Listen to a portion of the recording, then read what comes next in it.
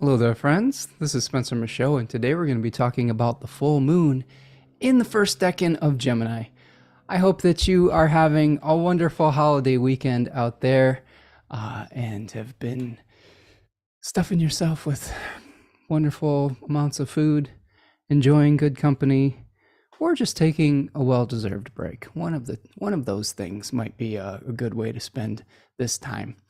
We're going to go through all of the significations with the full moon in Gemini that's happening on Monday, the 27th. Yes, the Monday, November the 27th in the early morning hours. We're going to take that full moon through the houses, and we are going to help you to understand what you might be expecting as we go through this full moon phase.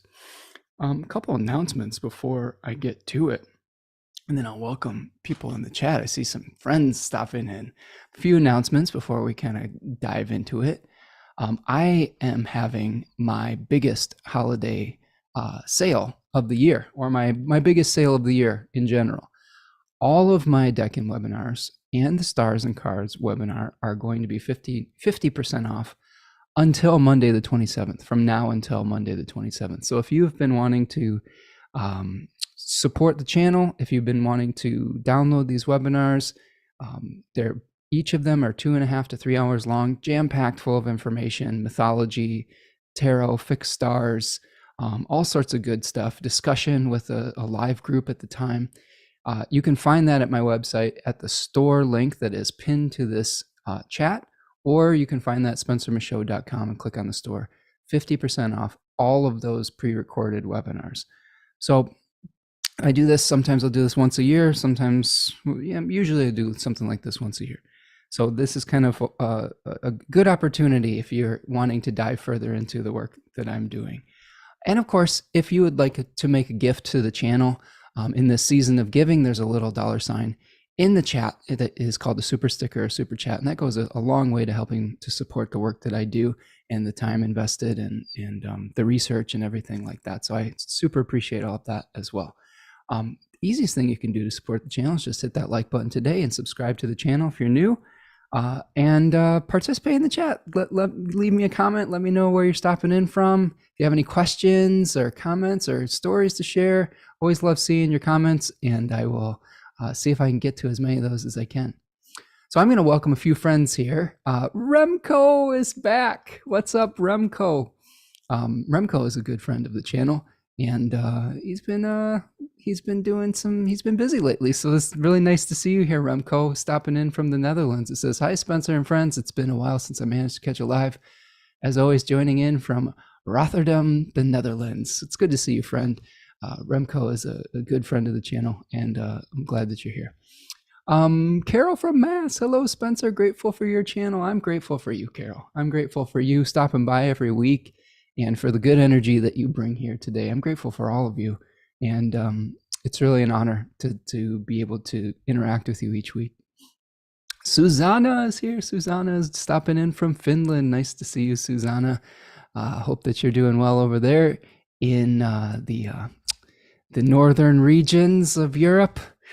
It's probably getting kind of chilly by you, I would imagine. It's getting pretty cold here. Carol Lynn is here, says, "Hi, Spencer. First time with you live. Found you via Adam." Oh, that's great, Carol. Or Catherine, I'm sorry, Catherine Lynn. Sorry, I'm seeing Carol here. My wires are getting crossed. Catherine Lynn, nice. Welcome. Thank you for stopping in. It's an honor to have you here today, and I hope that you will be a regular. So we always get some nice folks over here from Nightlight, and love all of you, and hope that everything's going well over there too. Tracy's here. Nice to see you, Tracy. I think stopping in from the UK. Welcome, and hope you're doing well over in your side of the pond as well. All right. So if you are stopping in and you're just watching, make sure that you let me know you're here, and that you put some words there in the comment box. That's a great way to participate. Make sure you like and subscribe if you're new, and that'll help you to get notifications to know when we're going live and when there's sales and when there's new class offerings and all of those things.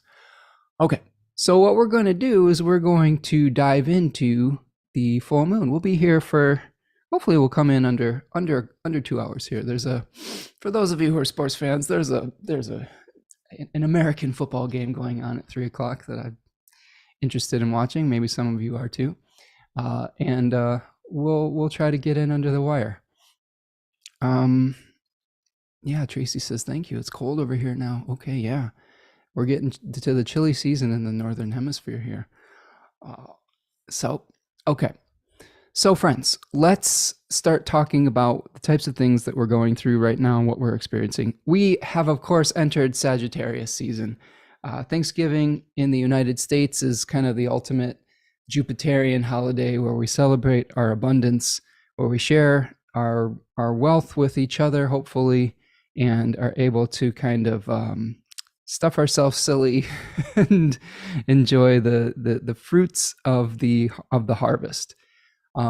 I do, 100% realize that there's some challenging history around the holiday that I want to acknowledge, and that it's not all sunshine, roses, and rainbows, and we definitely have to deal with some of the trauma around some of the history of it. At the same time, I think that the essence of sharing and gratitude and getting together with those that you care about is something that I support. And I think that if we're able to focus on those positives while also acknowledging the past, maybe we can find the happy medium, and deal with the holiday in a way that feels good to us, right? Okay. So we have Sagittarius Sun, where we are now dealing with a new host. We're moving out of the Scorpio season. Sorry, I had something in my eye. We're shifting over into Jupiterian energy, right? And the difference between Jupiter energy and Martial energy, which is the host of Scorpio in traditional astrology, is we are liberating energy now from the Scorpio season where we had to let go of some forms that weren't serving us.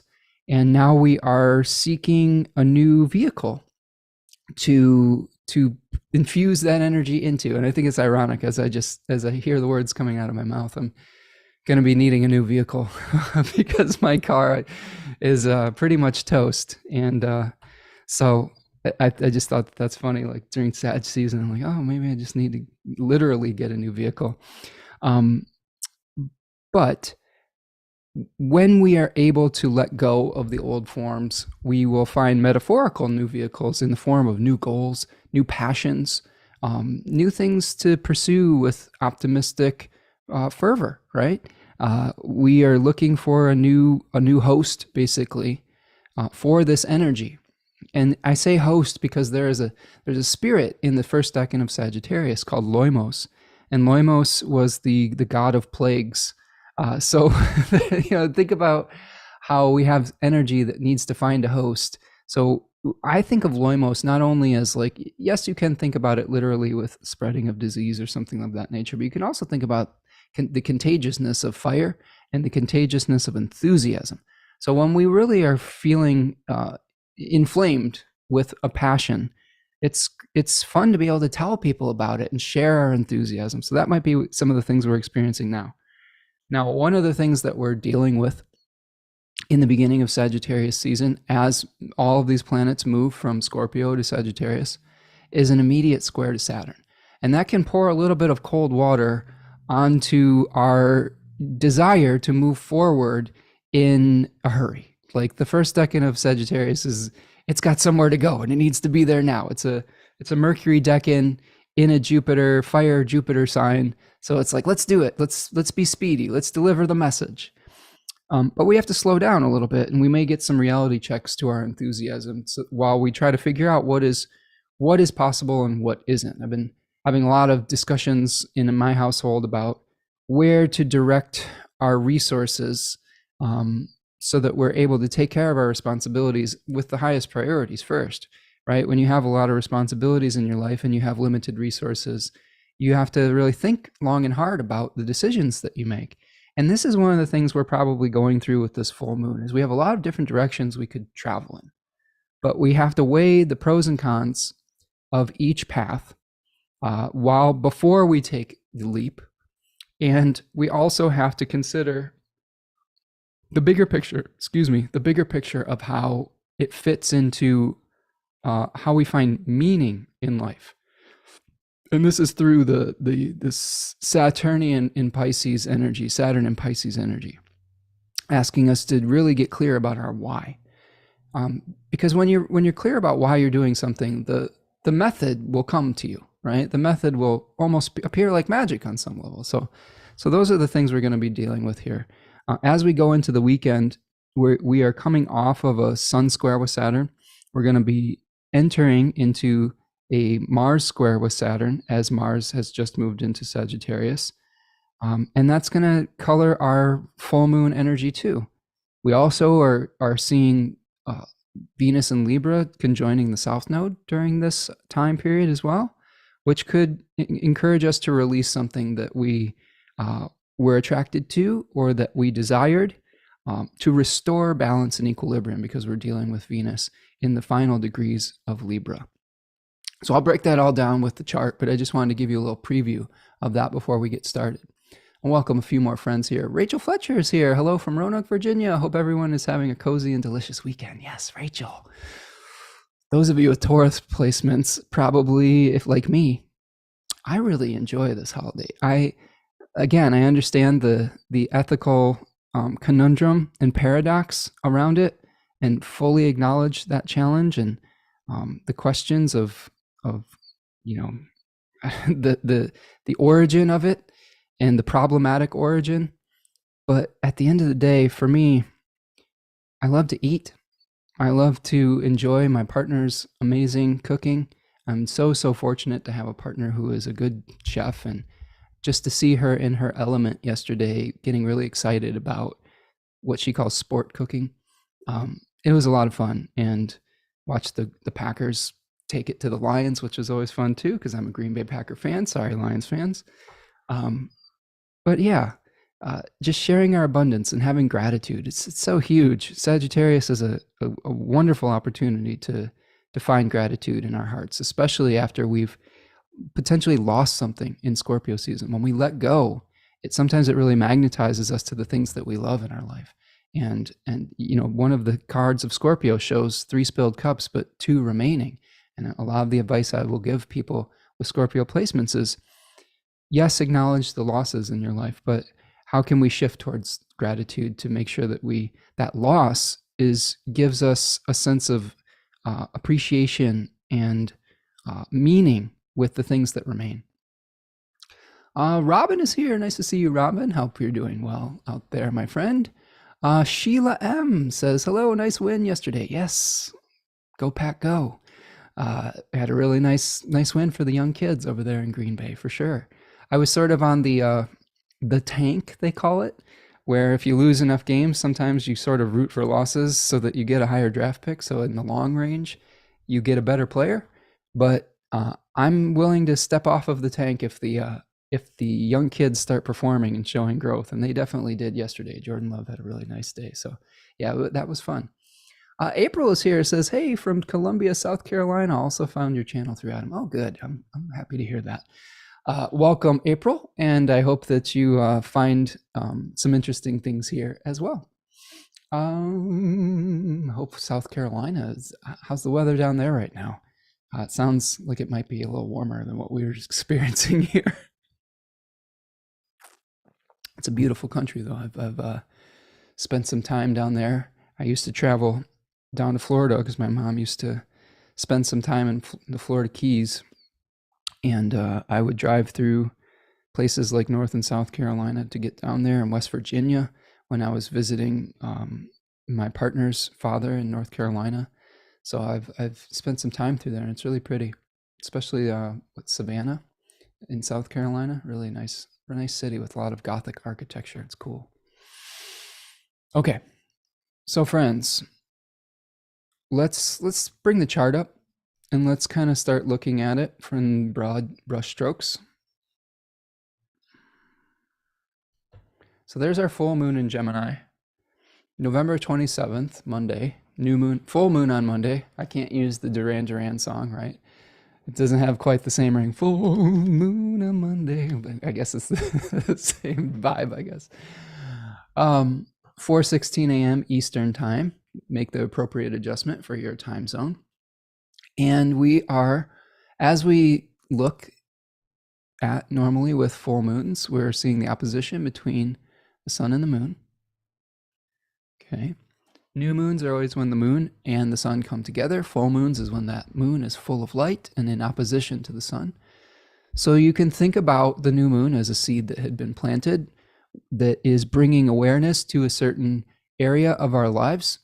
And then we see it come to fruition when we have the full moon. The fruit is becoming ripe.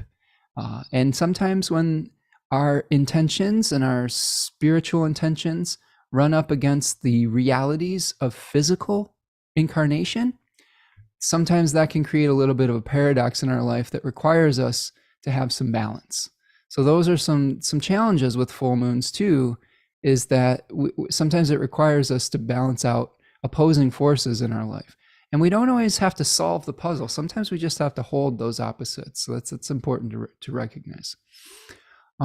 April saying it was perfect weather yesterday, a little overcast today. Oh, good. I'm glad to hear that. Michelle is here. Thank you, Michelle, for the super sticker. I appreciate that gift to the channel today. Always appreciate your generosity and really appreciate you being here today. And I'll try to get your cap rising horoscope for the full moon. You'll be second in line today because we're going to start with Sagittarius and then we'll hit Capricorn right after that. So thank you, my friend. Yes, Susanna is a fan of Duran Duran. Yes, me too. I think we share the 80s synth pop love for sure. I'm a big Duran Duran, Depeche Mode, Tears for Fears. All those bands are awesome. Getting into music lately again. I think I need to return to engaging with that part of my life and creativity a little bit more. Maybe that'll be a feature on the channel in the near future. If that's something that sounds fun, I think that would be fun to kind of take a look at some charts of entertainers or something of that nature. Okay, so as I was saying, we have the sun shining a giant spotlight on the first decan of Sagittarius, and you can see the image of Sagittarius 1 in the 8 of Wands, where we see 8 wands moving in the direction of the target.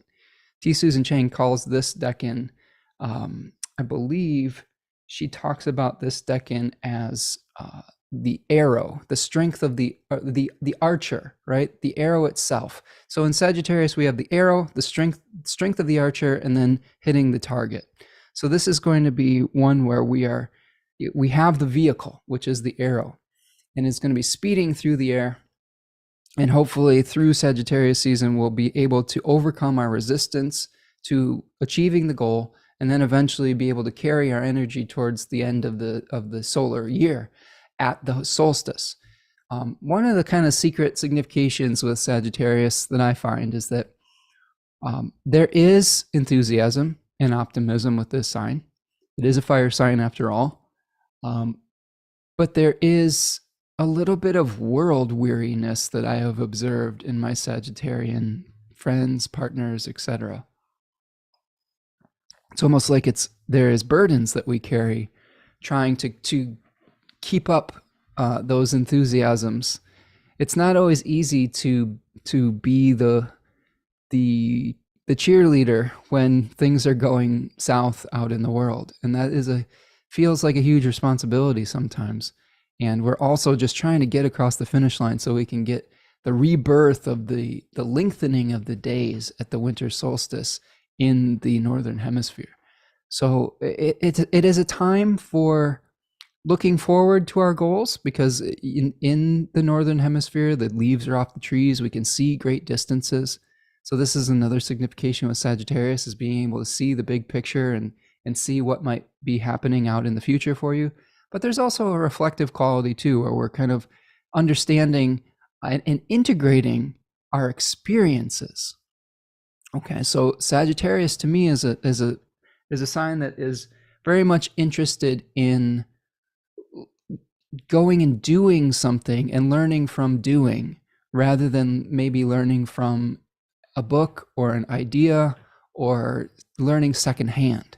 So this might be part of the tension between the moon in the first degrees of Gemini and the sun and Mars. Mars is going to be co-present. So there's going to be extra energy towards wanting to just get going. We want to just get moving, right? And so the moon is going to be saying, hey, there's a lot of different ways to look at this issue. So the moon decan, Gemini 1, is going to be related to the Eight of Swords, where you see a figure that is blindfolded and bound. And you can see little tributaries of water near her feet and a big castle in the background. Those tributaries are related to the spirit or daimon in this decan, which is called Tethys. And Tethys was the goddess of rivers, right? The goddess that split the ocean that the ancient Greeks believe surrounded the planet into different tributaries. So that makes a lot of sense because this is a Jupiter decan in a Mercury sign. So we are having an abundance of options in this decan. Whereas the Sagittarius decan, where Mars and the sun is a Mercury decan in a Jupiter sign. So we're communicating a belief or a desire or a goal, whereas on the flip side, we're exploring many different pathways. And that can feel a little bit overwhelming. When we have so many different directions or skills or resources at our disposal as far as what we could invest our time and energy and effort into, oftentimes we will try to analyze all of the different advantages and disadvantages, possibilities. And that can lead to what I call paralysis by analysis. And this might be part of what we're experiencing as we go forward into this full moon, is we know we've got to get moving. We know we have to do something, or we might have a desire to do something, but we're really starting to maybe overthink it on some level. We have the squares to Saturn, the big T square with Saturn, really asking us to integrate our inner life into the equation, not just going out and doing something and experience it, saying, why are you doing that? Is the inner journey in alignment with your higher self as well? So this is something where I think that we really just have to kind of explore our options and eventually make a choice. This is the way that I see Gemini.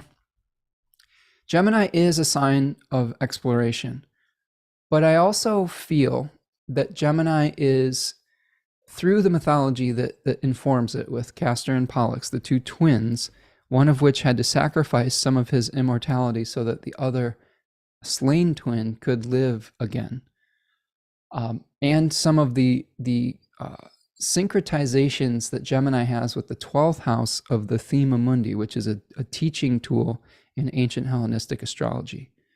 And one of the stories that I think about with the 12th house in Gemini is the story of the myth of where we have a Roman soldier who dies and retains his consciousness into the afterlife, and then witnesses people having to choose lots to reincarnate into a life, and all of the pros and cons and benefits and atrocities that they might experience. And one of the things with Gemini is it's not that we're just exploring for exploration's sake. It's almost like Gemini has this energy of like, I know all of the different experiences that I could have, and that is what's leading to the paralysis. I think that Gemini is given a disservice by modern astrologers who call it a toddler sign. I don't think that that's the case, and here's why. I do think that some of that energy of the child or the precocious child is seen in the story of Hermes and the way that he was able to be so skilled at a young age. But I will counter offer the experiences of the 12th house are not for the faint of heart, or they're not happy-go-lucky youthful experiences. So I think that just as Sagittarius may be a little bit misunderstood as far as like their enthusiasm versus their world weariness, Gemini is also misunderstood as far as it's just precocious, exploratory energy versus being someone who is actually thinking about all of these different possibilities because they understand the weight of their choices. And that is a really interesting way to look at this full moon too. So I think that one of the things that I've thought about with this challenge and having some Venus, or having Venus in Gemini actually, is I think that if we take the all or nothing energy away from our choices and we start to look at them as being, as maybe even thinking of them more in a playful manner. Sometimes we feel like if we're choosing one path over another, we'll never be able to revisit that other path, or that project will be completely dead forever. And in some cases that's true, but in most cases it's not. So maybe even going in with a lighter touch with this, into this full moon, where we don't have to see every single decision that we're making as life or death. And that might help us move a little bit forward without feeling like we just have to completely eviscerate our minds and burn out all of the synapses by thinking about every single little nuance that could or could not happen.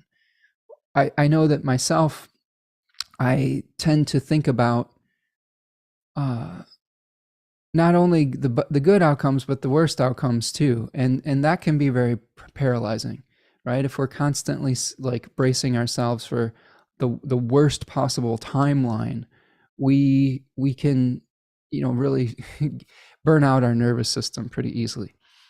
One of my favorite, writers, T. Susan Chang, offers in her book 36 Secrets a solution to the challenges of the Eight of Swords paralysis. And she offers it through the other eights. So she says there's a couple solutions to this. One would be through the Eight of Pentacles, where you see someone who's working very hard on their craft. So you just are getting busy. Instead of thinking about something, you just like get practical and say, okay, I'm just gonna work on it, right? I'm gonna just get to work. And sometimes the solution will come. The Eight of Cups sees someone walking away from material success, from the material world, going into an inner journey. So if there's something that you just can't figure out the solution, maybe just walking away from it may be the actual solution. And then finally, we have that Eight of Wands energy, okay? This card is one of change as well. So sometimes we just have to wait for our circumstances to change. We don't necessarily have to think our way out of it. We just have to wait for the wheel to keep spinning, or the earth to keep spinning on its axis, and for our circumstances to turn into something else. So those are some ways to kind of deal with some of that paralysis, that overthinking, the challenging thoughts that we may have coming up with this. I will also point out that Mercury, I believe, is still out of bounds. That's going to be out of bounds until the middle of December. And Mercury in its exile, out of bounds, getting ready for a retrograde, okay, in Capricorn. So we're going to, the degrees that Mercury is hanging out at this full moon, it's probably going to revisit in this territory in December and into early January.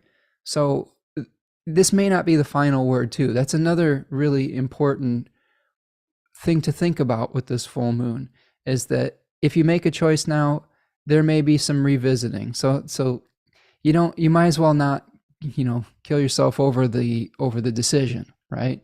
Because it is something where you may just not have all the information that you need right at this moment, and that's okay too. Okay. Mercury out of bounds, we have to be careful with that. We have to be careful about how we express ourselves and how we communicate.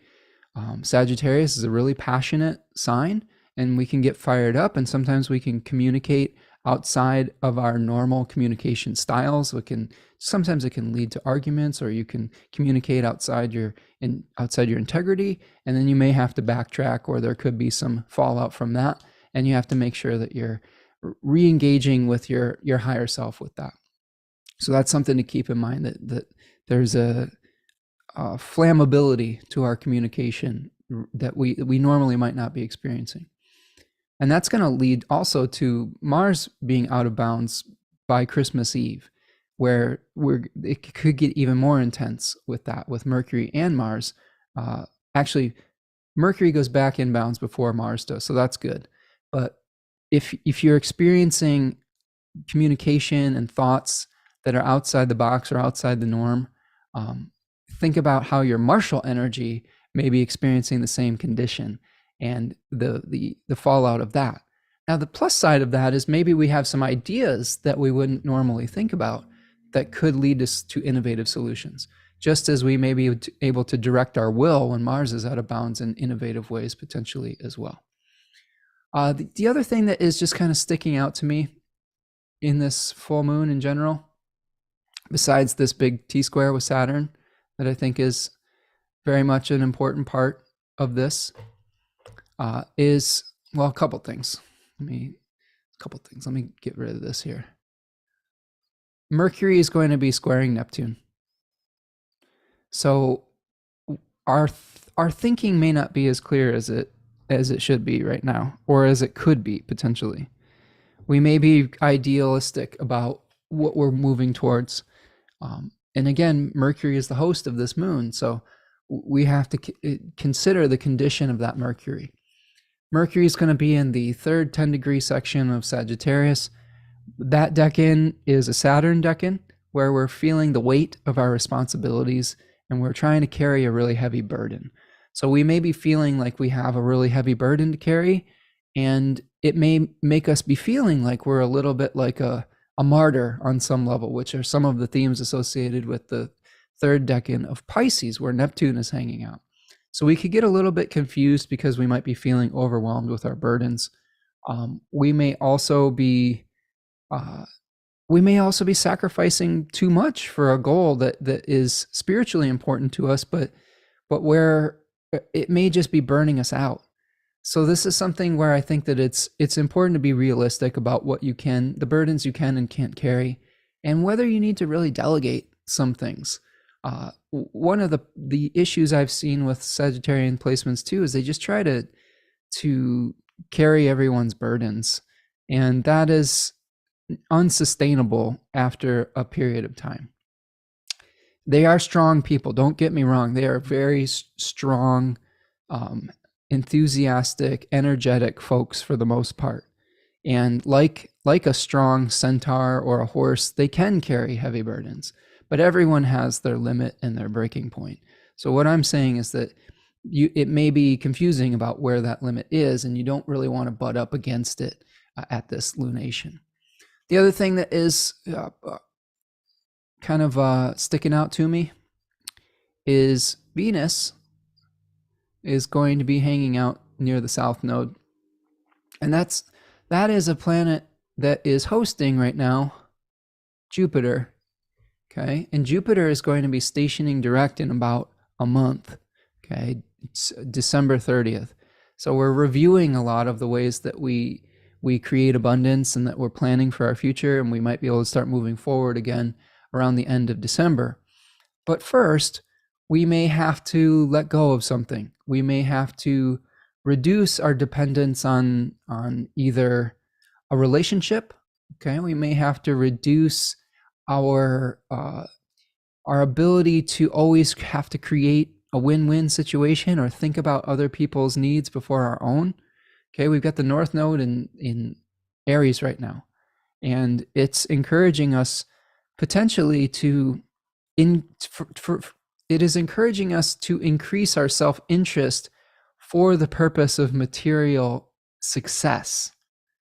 Now, I say that because it doesn't mean that is always the right thing. Okay, like in evolutionary astrology, they do talk about the North Node is something that is what you should be moving towards in this lifetime. I don't necessarily agree with that. I think that the North Node, in the way traditional and Eastern philosophers would look at it, is that it is a place where we are seeing an increase in energy coming into the material plane, and it is also a place of where we have a desire for increase. We have a desire to consume or have more or increase, which isn't always good. The South Node isn't always bad. It doesn't always mean that this is something you screwed up in a past life, or I just don't agree with that. I think that the South Node is a place of decrease. So you think about they are like the South Node's like a drain where energy is leaving the physical plane. So when a planet, for better or for worse, is hitting the South Node, it's a drain. So if you have a malefic planet hitting the South Node, you may be draining out some bad fortune, which can in our lives can feel good subjectively. Whereas when we have a benefic planet here, there may be something good that is leaving our life that we enjoyed or were attached to or were attracted to, and that can feel painful. Now, what I've been doing to be able to kind of see the silver lining with this as planets hit over the South Node, especially in Libra, is saying that we are going to have to reduce our dependency on this thing that once brought us joy to rebalance and reharmonize, because Libra 3 is all about restoring right proportion. There's a spirit in that decan called Nemesis, where we're restoring right proportion, increasing that which is lacking and decreasing that which is excessive.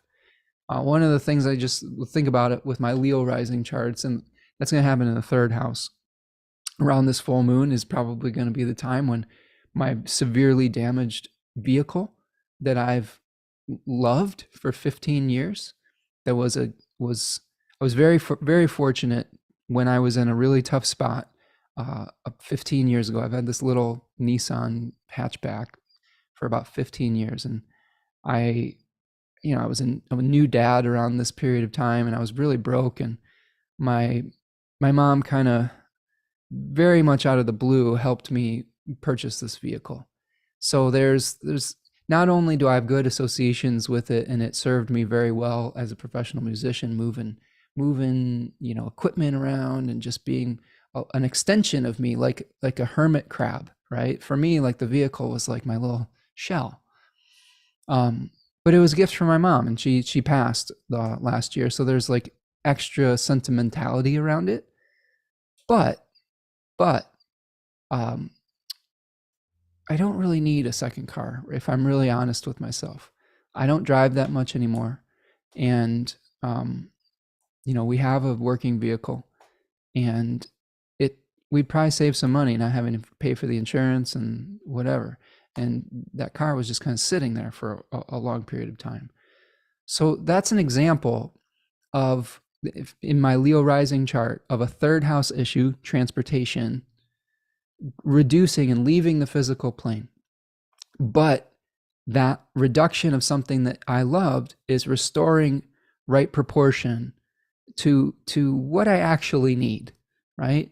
And maybe those resources will be freed up to be put into a different direction, or even a new form eventually. Maybe I would save up for a different vehicle, or maybe it will be repurposed for things that really need to be fixed in our home or something of that nature. So this is what I'm saying to you. At this full moon, the days subsequently after the full moon, after you've explored your options and made your choice, you may decide to let go of something that was important to you, so that you can restore balance in your life. We all have to go through this. We all have to let go of things eventually. Eventually, we have to let go of everything. Eventually, we have to let go of these bodies. We have to let go of these relationships. We have to let go of these physical attachments that we have. That doesn't mean that there's nothing on the other side. I don't have a great answer for you for what that is exactly. I'm a seeker, just like many of you. But it is a spiritual reality that we will have to at least transform the attachments that we have. Now, I'm a firm believer that liberated energy wants to find a new vehicle. I've experienced this myself as I've whenever I've let go of things, whether they're physical things that just weren't serving me or were kind of a reflection of who I was in the past, or even if they're relationships, when you let go of one that isn't serving you or has outlived its time, other relationships come to fill those holes and those gaps. For the most part, I have found in my life, if we are open to it, if we are hanging on emotionally to the old relationship that wasn't working, then we can block that manifestation. But this is where kind of the Taoist in me says, go with the current of your life. Allow yourself to align with the natural cycles of life. And for better or for worse, on this particular planet, in these particular bodies, we are experiencing the cycle of growth and decay. And the sooner we all accept that, the sooner that we'll release ourselves from some of the suffering from trying to hang on too tightly to the growth cycles in our life. Okay, so those are kind of my big picture thoughts with this lunation. I'm just checking real quick to see if this is out of bounds or not. The moon, is the moon going to be out of bounds? So the moon is also out of bounds in addition to Mercury at this full moon. So we could be feeling a little bit emotional. We could be feeling a little bit burnt out with our bodies as well. So a good time to kind of give ourselves some space to feel our feelings, maybe to pace ourselves too. So just checking in with the chat here. We've got our Cap Risings are here today. Oh, Susanna says the best music. No, she says I love that song in regards to the Duran Duran. Michelle says the 80s synth pop music is the best music. Love the Roxy music. Brian Ferry. Ooh, that's a good one too. Really great band, for sure, and an artist. Remco says yay for Cap Risings. I forgot, Remco, you're Cap Rising too, right? Yeah, we'll be able to get to you folks much sooner in the show, which is always nice, isn't it? Susanna is a Cap Rising, Michelle is Cap Rising. We got all of my Capricorns here. Robin says, I love Duran Duran too. Love my 80s songs. Yes, good stuff, isn't it? Michelle says, my 12th house is empty in Sagittarius, and I've always wondered about how this translates. Michelle, I would say that when we have empty houses in astrology, that doesn't mean that topic isn't important. It may mean that we may not experience that topic as directly as someone who has a particular planet in that house, but you will always want to look at the placement of the ruler of that house. So in your case, it would be Jupiter. So I believe if I'm remembering, no, I don't know where your Jupiter is. I think this is someone else. I know I was definitely someone else. I thought that you might have Jupiter in Cancer, but if you look at where your Jupiter is, Michelle, that can give you some insight into the types of experiences that you might be connected to your 12th house challenges, like where you might be experiencing a secret enemy or someone who's undermining your confidence, or where you might undermine your own confidence potentially. It could also be important to look at which planets aspect the 12th house. We want to think about planets that are making whole sign aspects to our houses to talk about whether that topic is challenging or not. So Michelle says I have Jupiter in my 9th house, so it'll be Jupiter in Virgo. Is that right? So some of those challenges may come through either belief system or through like an Orthodox religion or through higher education or through the law. Those might be where you experience your 12th house challenges potentially. It could be through healthy skepticism. There might be some skepticism of where with Jupiter and Virgo, I know this is something I've experienced too, where it's just really difficult for us with that placement to surrender to the unknown. We always feel like we have to learn more and do more and be more. And sometimes we just have to allow ourselves to just be what and who we are. So this is something to consider, Michelle, with Jupiter in 9th and Virgo as the ruler of your 12th house. That could be one of the ways that you find self-undoing potentially. Or you could find secret enemies in the clergy or like in spiritual organizations or anything where there's an orthodox system potentially. You tell me if that resonates or not. Oh, Carol's a Cap rising too. Nice. All my Caps are here today. Catherine says natal north node and Jupiter at 25 Libra. Ooh, so Catherine, you're going to have some extra juice with Venus and the south node hitting your natal Jupiter, and you've got like an opposite nodal, like a nodal opposite return. So yeah, this might be some really interesting for not only your topics associated with the house that Libra is in, but you may also want to examine the Sagittarius and Jupiter houses of your chart, because they're going to be lit up by Venus in the south node. So there may be a reduction around those topics or connected to those topics as well. Okay, so that is our big overview with the full moon. So let's take a moment. Let's stretch out before we kind of go further on the journey here. Make sure if you're hanging out with me today that you're getting some movement in. I always like to make sure that I'm moving my body during these longer sessions. Please do me a huge favor, friends, if you are here today.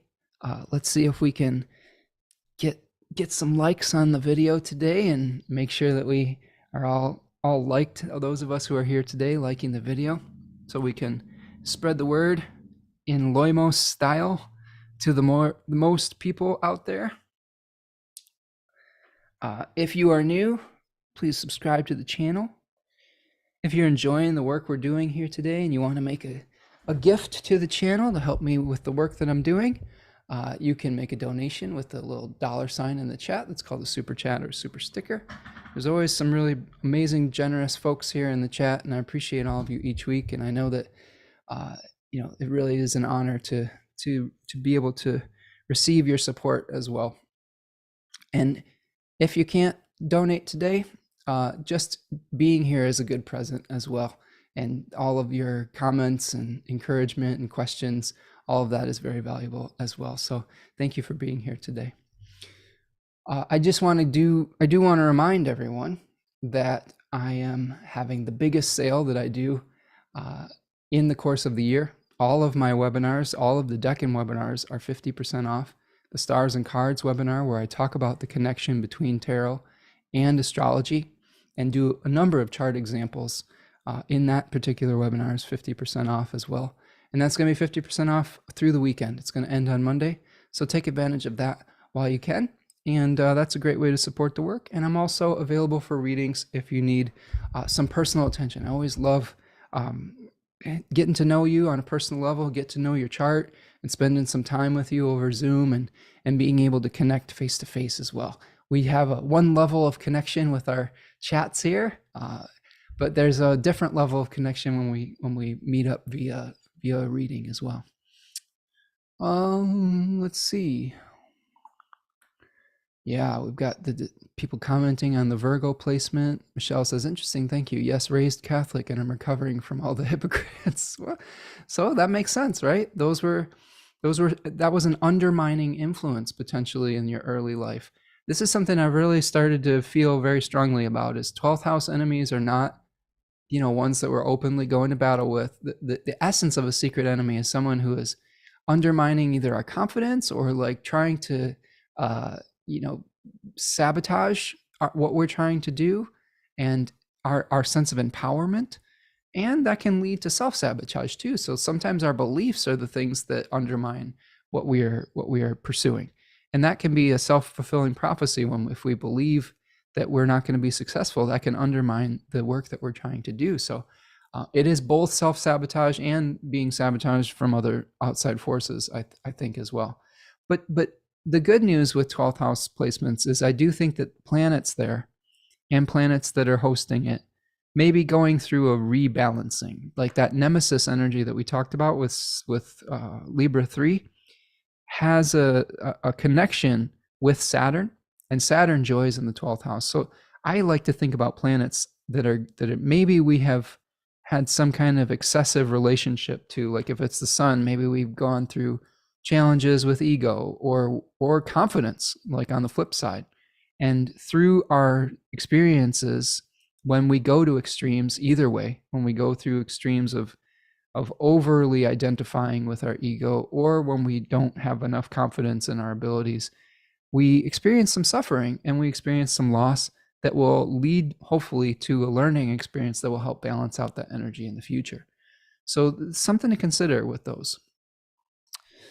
Let's see. Tracy says, just realized that relates so much to the 12th house rulers. Thank you. Oh, good, Tracy. I'm glad that's resonating. Remco says, while stretching, make sure to stretch your arm and like the video. Yes, Remco. Thank you, friend.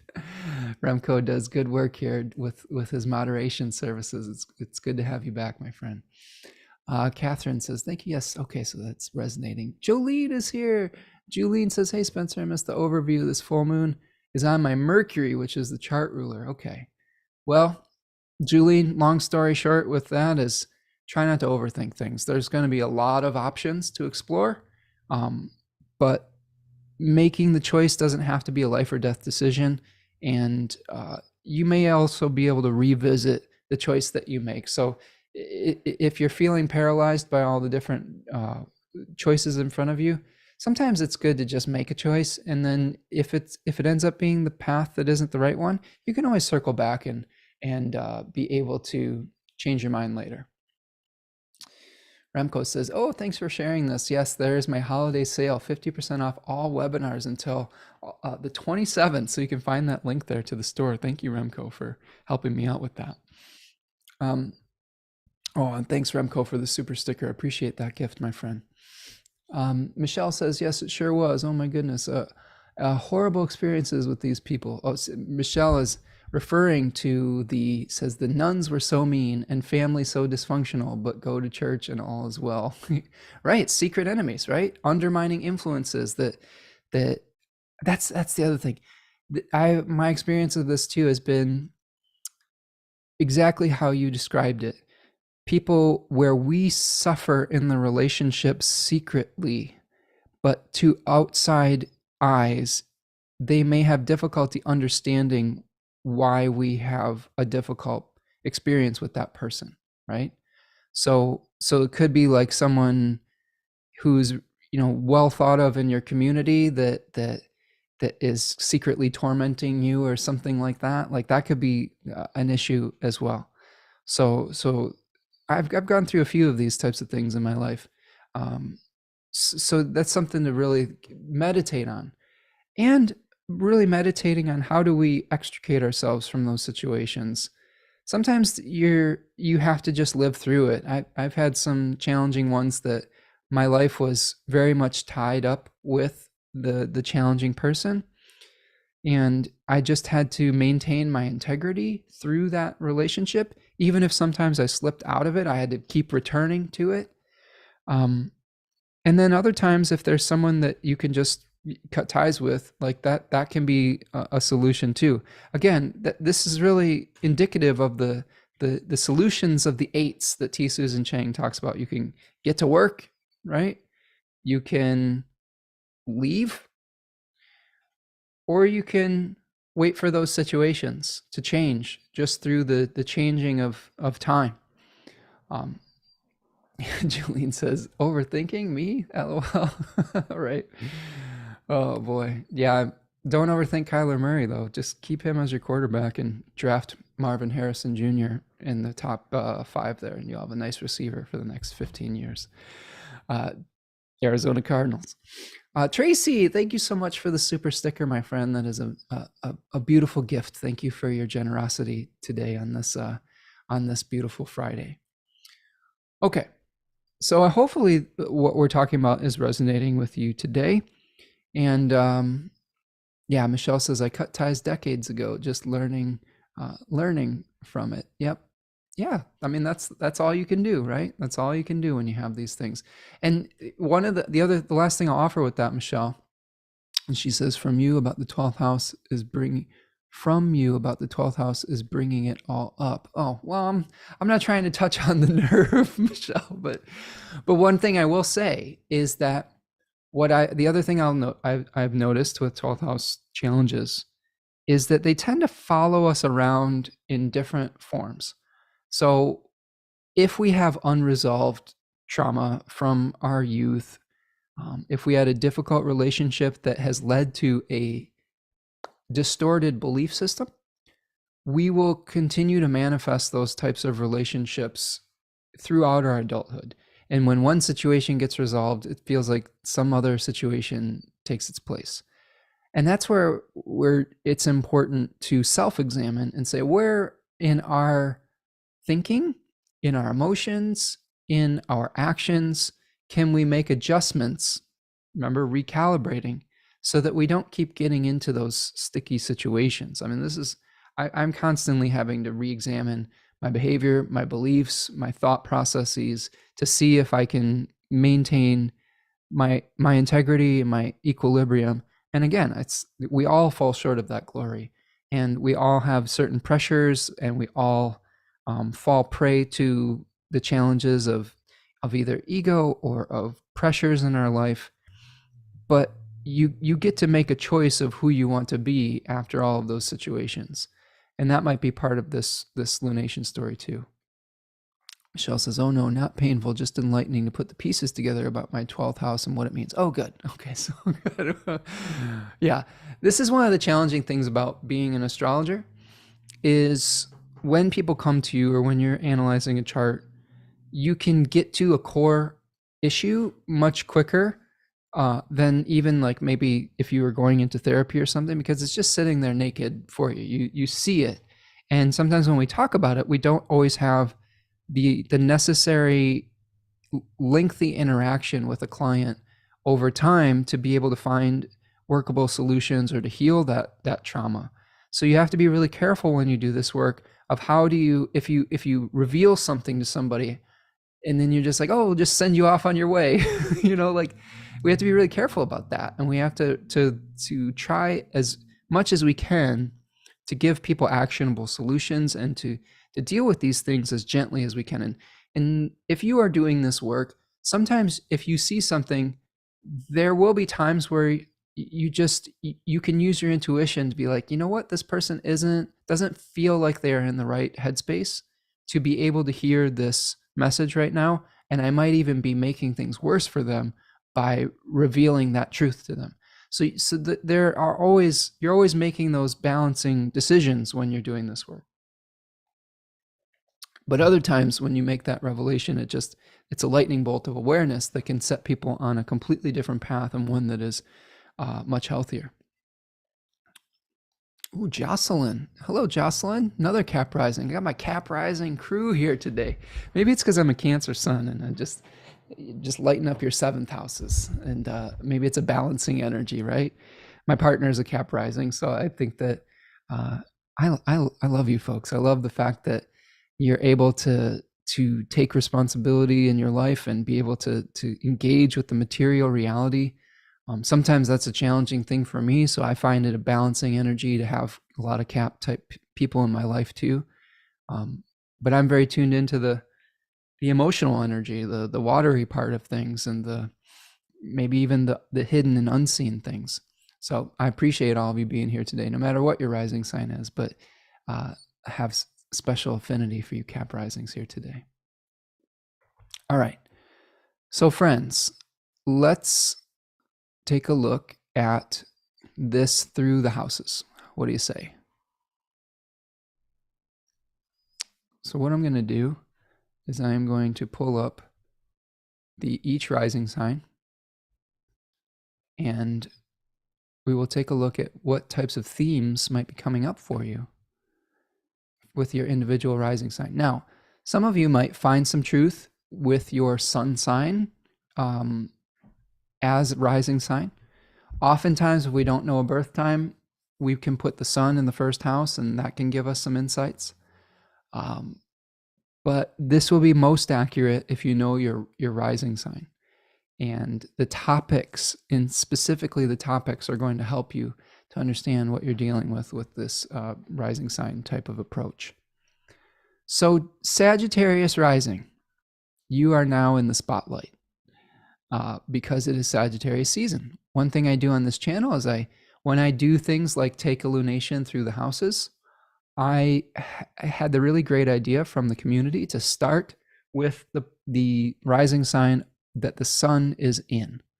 And that allows a fairness for each of the rising signs, so that not the Pisces risings don't have to wait till the end, and the Aries risings don't always go first, and everyone gets their turn. And I think that's a wonderful solution. So Sagittarius rising, you are experiencing this full moon in your 7th house over your 1st and 7th house axis. Now, very important to pay attention when you have a new or a full moon or an important transit through an angular house, angular houses being 1, 4, 7, and 10, because you will probably be feeling this more on a more personal level. That energy is more concentrated. So here, there's a giant T-square for Sag risings between the sun, the moon, Mars, and Saturn. We are also experiencing potentially a reduction within your social group. Maybe there is a friend group that you're having to release that you really felt an attraction to being a part of, but now there to be able to restore some harmony and equilibrium in your life, you might need to take your leave potentially. This could be something where there's a lot of choices facing you in a partnership, and you may be feeling like you want to move forward personally and on an individual level, but you have to work with a partner to determine which direction you are both going. And this could also be in response to a lot of responsibilities within your home life and within your family. Okay, like the sun sign type of approach is sort of resonating as I think about my own Sagittarian sun partner, and like where she is wanting to move forward with an individual type of new start in her life, but we have a lot of choices that we have to make as a unit, as a partnership, and we have a lot of responsibilities with our home and our families and things of that nature. So I can see that working too.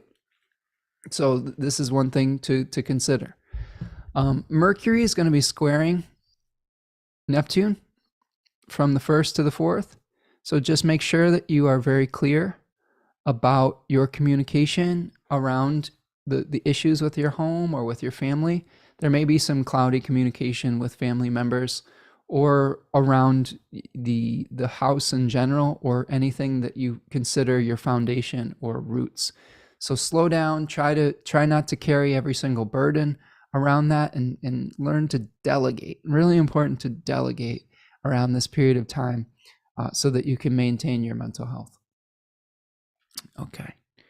Michelle says, love Cancers. My only child is a Cancer rising. I need water in my life. I'm heavy earth. Yes, well, you've got a somewhat earthy, watery person here. I am a very watery person, but I've always considered myself to have maybe 1 foot on the ground and maybe 1 foot in the stream, right? So maybe I'm a good intermediary for that. I'm not so watery that I just get overwhelmed by it, but I have a little bit of practicality. Okay, Cap Risings, this is your moment in the sun. Look how quickly we're getting to your your analysis here. Isn't that fun? Susanna says, my only child is also a Cancer rising and Cancer sun. I am also a Cancer sun. Yeah, so it's funny how we get those balancing influences. My partner is a Cap rising and I'm a Cancer sun, so I'm lighting up her 7th house, and it is a beneficial partnership. Whereas that's the thing, when we look at compatibility, it's not always are your sun signs compatible, because if someone were to just look at from the outside looking in, oh, a Cancer sun and a Sagittarius sun, they do have a secret connection with I believe it's with counter Antisha. It could be Antisha. I'm trying to figure out which one of those it is. But more so, the compatibility for us comes from just sharing the same moon sign and from having planets placed in our respective 7th houses. So that's something to look at if you're trying to analyze relationships with the other people in your life. Remco says, I have 6 points in Cancer myself, very much so Cancerian and Capricornial. Good. Good. Yeah, and we often have contradictions in our own lives. Some parts of us, we resonate with certain archetypes, and another topic in our life, we may be very, very different about it. So we're complex beings, right? Yeah, April says contra Antisha. Good. Thank you for helping me clarify that. Contra Antisha and contra Antisha are when signs are on equal distant points of either the solstice or the equinox. And they were said to be hearing or seeing signs, but they were secret relationships between the signs that were balancing each other out on some level. Susanna says, we have a lot in common, Spencer. My husband is a Sag Sun, Cap Ascendant. Ooh, that's interesting, Susanna. We do then, because that's my partner's combo. She's a Cap Ascendant, Sag Sun, Taurus Moon. I'll tell you, for those of you who aren't familiar with Tanya Andrews, you should check her out at Third Coast Mojo. She makes some really wonderful magical goods, soaps, oils, etc. She's doing really good work there. But for those of you who aren't familiar, she is a 5-star chef. I am so fortunate to be able to be the beneficiary of her cooking. She made the most amazing. I'm going to give some credit to Venus and Libra, because I've had some incredible meals when Venus was well dignified.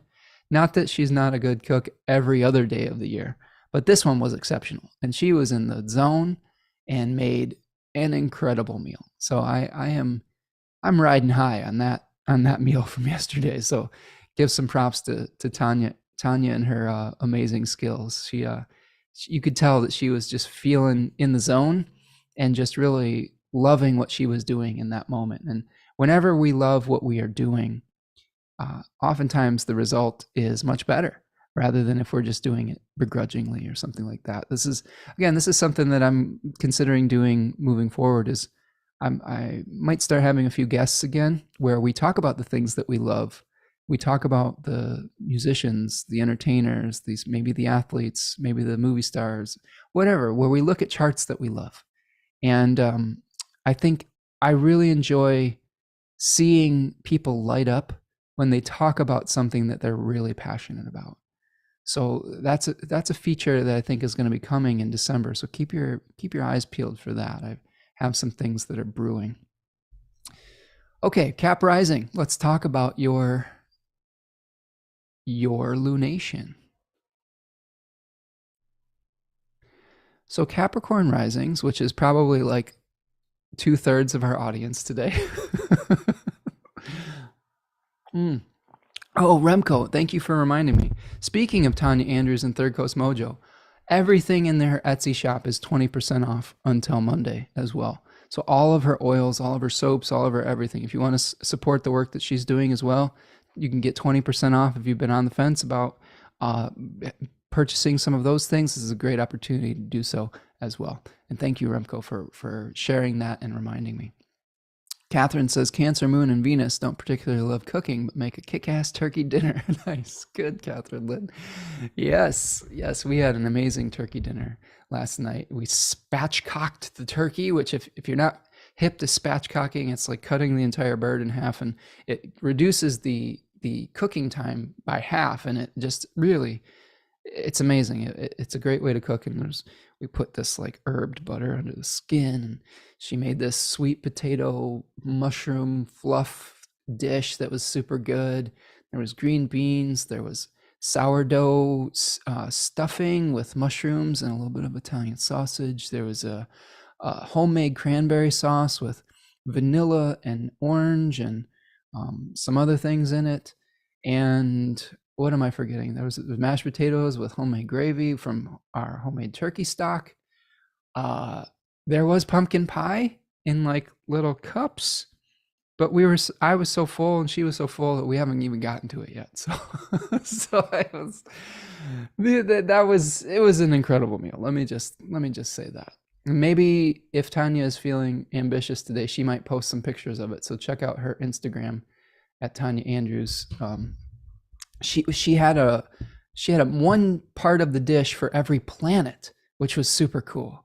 Like the every part of the meal had an association with a particular planet. So it was almost like the meal itself was a ritual. So that was super cool. So hopefully she'll post something about that today, maybe on Third Coast or on her individual page. Spencer is making his audience drool. That's funny, Remco. Well, this is a good time to express our gratitude, and that is something that I'm very grateful for. Okay. Cap rising. So Capricorn rising, 12th house, 6th house lunation. The moon is going to be coming full in your 6th house. You will be experiencing the Venus south node in your 10th house, and there's going to be a square to Saturn in the 3rd. So we have a big T-square between 12, 6, and 3, and we may be having to let go of something that was important to you, maybe in a professional sphere. Maybe there's a job transition or something where you're having to give up a position of authority or something like that. And that could be a little bit painful, but it could be something that will really bring some harmony and balance into your life. There could be some challenges around either your short distance trips, transportation, errands, the way that you arrange the day of your life, the way that you go about your daily habits. You may be getting real about that. This is actually a pretty good time for Cap rising to understand how to rest a little bit. When the moon or the sun's moving through your 12th house, it's important to kind of make sure that you're taking enough breaks. Although I will say, when Mars is transiting your 12th house, I have found that it can be difficult to get the rest that we need. So you may have to take some extra effort to recharge the battery. You may be getting some information about a health issue as well, with something coming to fruition in the 6th house, or with a work challenge. Like, let's say you're Cap rising and you're transitioning jobs. Maybe you've put some applications out. Maybe there's something that will start to move forward with this in particular, and it could facilitate some changes within your life. Now, the ruler of your ascendant is Saturn. So this is something where you may be really focused on your daily habits and your routine, and really focusing on your why, right? Focusing on why you're doing what you're doing. Like, what is bringing you meaning? Oftentimes people who have a lot of earth placements, they'll just grind away at something, and they don't always think about why they're doing what they're doing. They've been trained early in life to just do it and don't ask questions. And the watery influence that maybe many of you are attracted to here is water signs. There's a meaning search. We're always kind of thinking about why we're doing what we're doing. I tend to really engage with my why and find meaning in everything that I'm doing, almost to my own detriment. That's why I like hanging out with you Cap friends. Is sometimes you tell me, like, hey, you just have to do this. Not everything has to be hyper analytical or super meaningful. Sometimes you just have to take the trash out and clean the dishes. That's what my partner says to me. You don't have to. There's no meaning in it. The meaning is that you chop wood, carry water. Like, just let's get it done, and we'll get obsessed about our existential crises later, right after all those chores are done. No, she doesn't bust my chops that much. We've gotten to a better place with that. Like, I've learned to help more instead of staring at the ceiling, pondering my mortality. Because that was a problem in the past. Sometimes we get immobilized by just feeling overwhelmed with trying to find meaning in our life. Michelle says, I have Venus in Libra. LOL. I don't cook like a 5-star chef, though. Well, I mean, we all have different skills and gifts. And if you have a dignified planet like that, maybe you have really good harmonization skills. Maybe you're a good mediator between people, and maybe it doesn't express itself through food. Tanya, in addition to having, she doesn't have Venus in Libra, but what she does have is a mutual reception by exaltation of Jupiter in Cancer, and well, I don't know if it's mutual. Sorry, she has 2 planets in exaltation. She has the Jupiter in Cancer and the Moon in Taurus. So the combination of those two planets and the moon being in the fifth house, it has really made her an excellent chef for whatever reason. And that, to me, that's where her cooking gift comes from, if I'm gonna assign a planetary, placement to it. Michelle says, "Holy crap, her food sounds epic. Michelin 5-star level." It really is, Michelle. I have to admit, I'm very spoiled when it comes to the food department, because if I get an idea about something that I would love to eat, I will. She is also very receptive to a challenge, so I'll be like, "That looks cool. Like, why don't we try to make this?" This is one thing that came up with. There's a Swiss dish that I was really fascinated about. It's called rosti, and it's like almost like a hash brown, like infused with Gruyere cheese, and I saw it on some Pinterest board or something. Let's try to make this, and she like made this incredible roasty. If you've ever had that, for some of you Europeans out there, it's really good. But various things like that, food dares. Michelle says, "I am super energized right now and lots of things going on with work." Oh, good. Well, I'm glad that hopefully there's some movement for you, Michelle, in positive directions. Julene says, "That totally makes sense to me. 10th house, Saturn and Pisces, meaning is more important in my work. If it's not there, I lose passion for it." Yeah, exactly. Like that is a Piscean thing. If we don't connect to a higher purpose, or we don't see a reason to do it, we're not going to just grind it out. Oftentimes the Piscean intuition is just to like walk away from something, right? It's just to say, you know what, it's not making my spirit soar. I'm out, right? So there's the mutability part of it. Oh, and Remco, thanks for sharing Tanya's Instagram on there. Yeah, she's got some really good food pictures posted. So check it out in the chat, her Instagram there. Susanna says, "As a Cap rising, I can say that it is like you spoke about in my life right now." Oh, good. I'm glad when things are resonating with that. So Cap rising, make sure you get enough rest. You may have some confusing thoughts around your daily habits and your routines. Okay. Mercury's out of bounds. May even have some trouble sleeping at this point, because you might be getting a little bit fired up. And let go of what needs to be let go of in that professional public sphere, because really what it's going to do is it's going to bring you, probably going to help you to get the rest that you need eventually. Like in our case, my partner has been angling for a work from home job so that she can have, the Taurus moon comfort that I enjoy, being able to work from home sometimes in my pajamas, or not have to spend an extra couple hours getting ready and commuting and all of those things. And that would be something that we both would enjoy, I think. So that's something to consider, Cap rising, as you move forward into your full moon. And you may be working with someone who you are hiring too, like the 6th house also can be people that we've hired to do a service for us. So there may be a choice that you have to make around a service provider as well, if you're thinking about it in practical terms. Oh, Susanna, thank you for the super sticker, my friend. Appreciate you. Thank you for that gift. Yeah, if any of you are resonating with the work that I'm doing here today, you can gift the channel with a little super sticker with a little $sign in the chat there. It really does go a long way to helping me do the work that I do, and helping me to invest the time that I do in these live streams. Okay, Aquarius rising. Let's keep going. We've got football to watch, friends. No, or whatever. We've got stuff to do. So we've got to keep moving. Okay, Aquarius rising. No, I love all the little tangents and discussions that we go on here. That's why I like doing it live.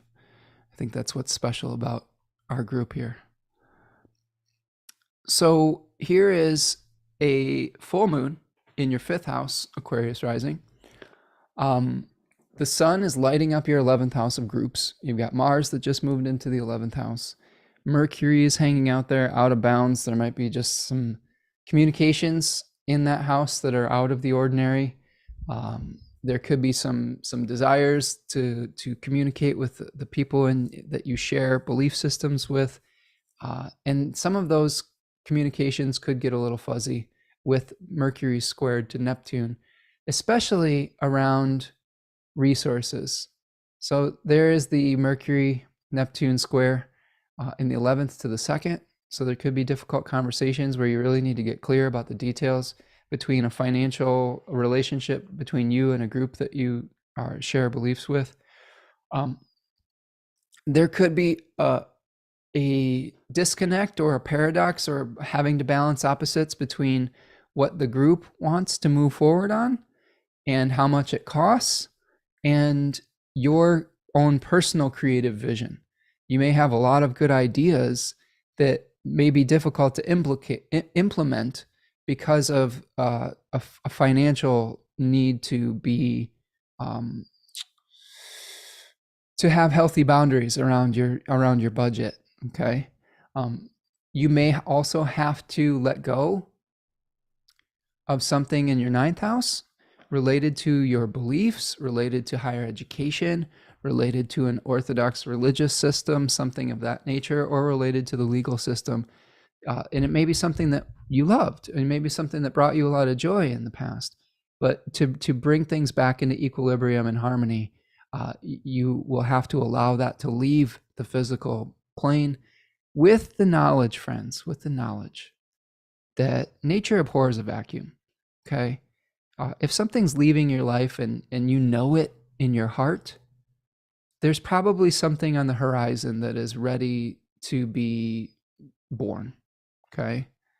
And the only thing you're doing by hanging on to that old form is just blocking the new manifestation.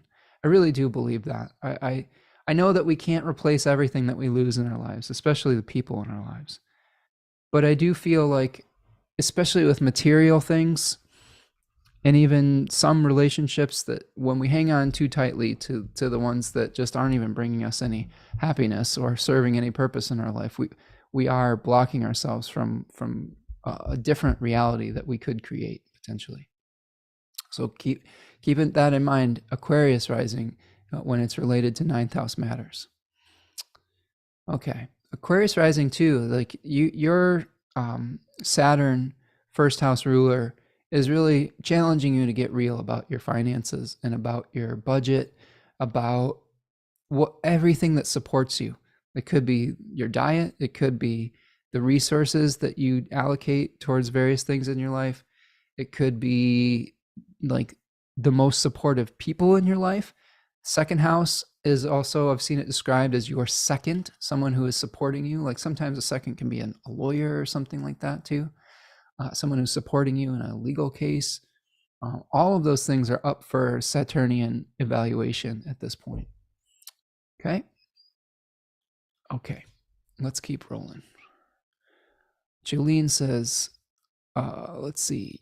Yes, I did exactly that. I walked away from my 20-year healthcare consulting business after COVID. It became a void of meaning fast, right? Yeah. So you weren't in alignment with the way that your previous job was, with the belief systems around it, right? With the way that it manifested for you, and then when you weren't in alignment with the higher purpose of it, you had to leave, right? You had to move on.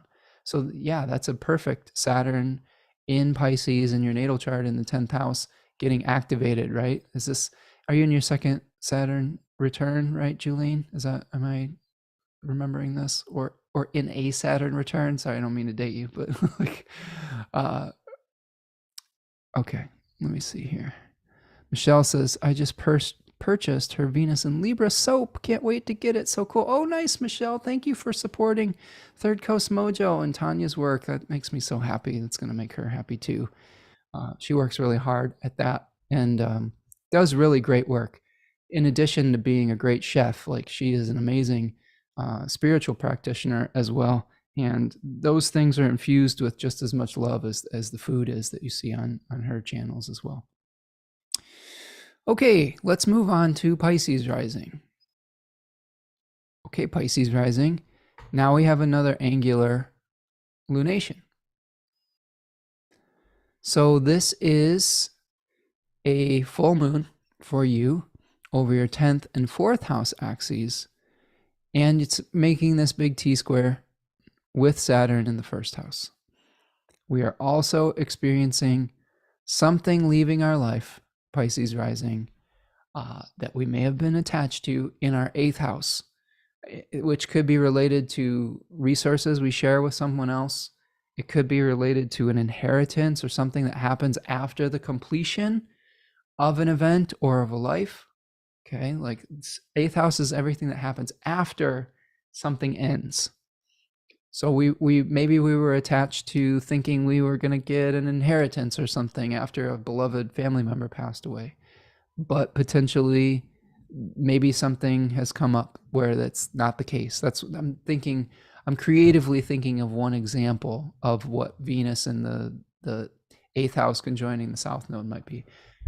What I will say about that is that oftentimes there are a lot of really difficult emotions tied up with inheritances and legacies. And in your case, the rebalancing could be through not having to have those toxic dynamics between the two of you.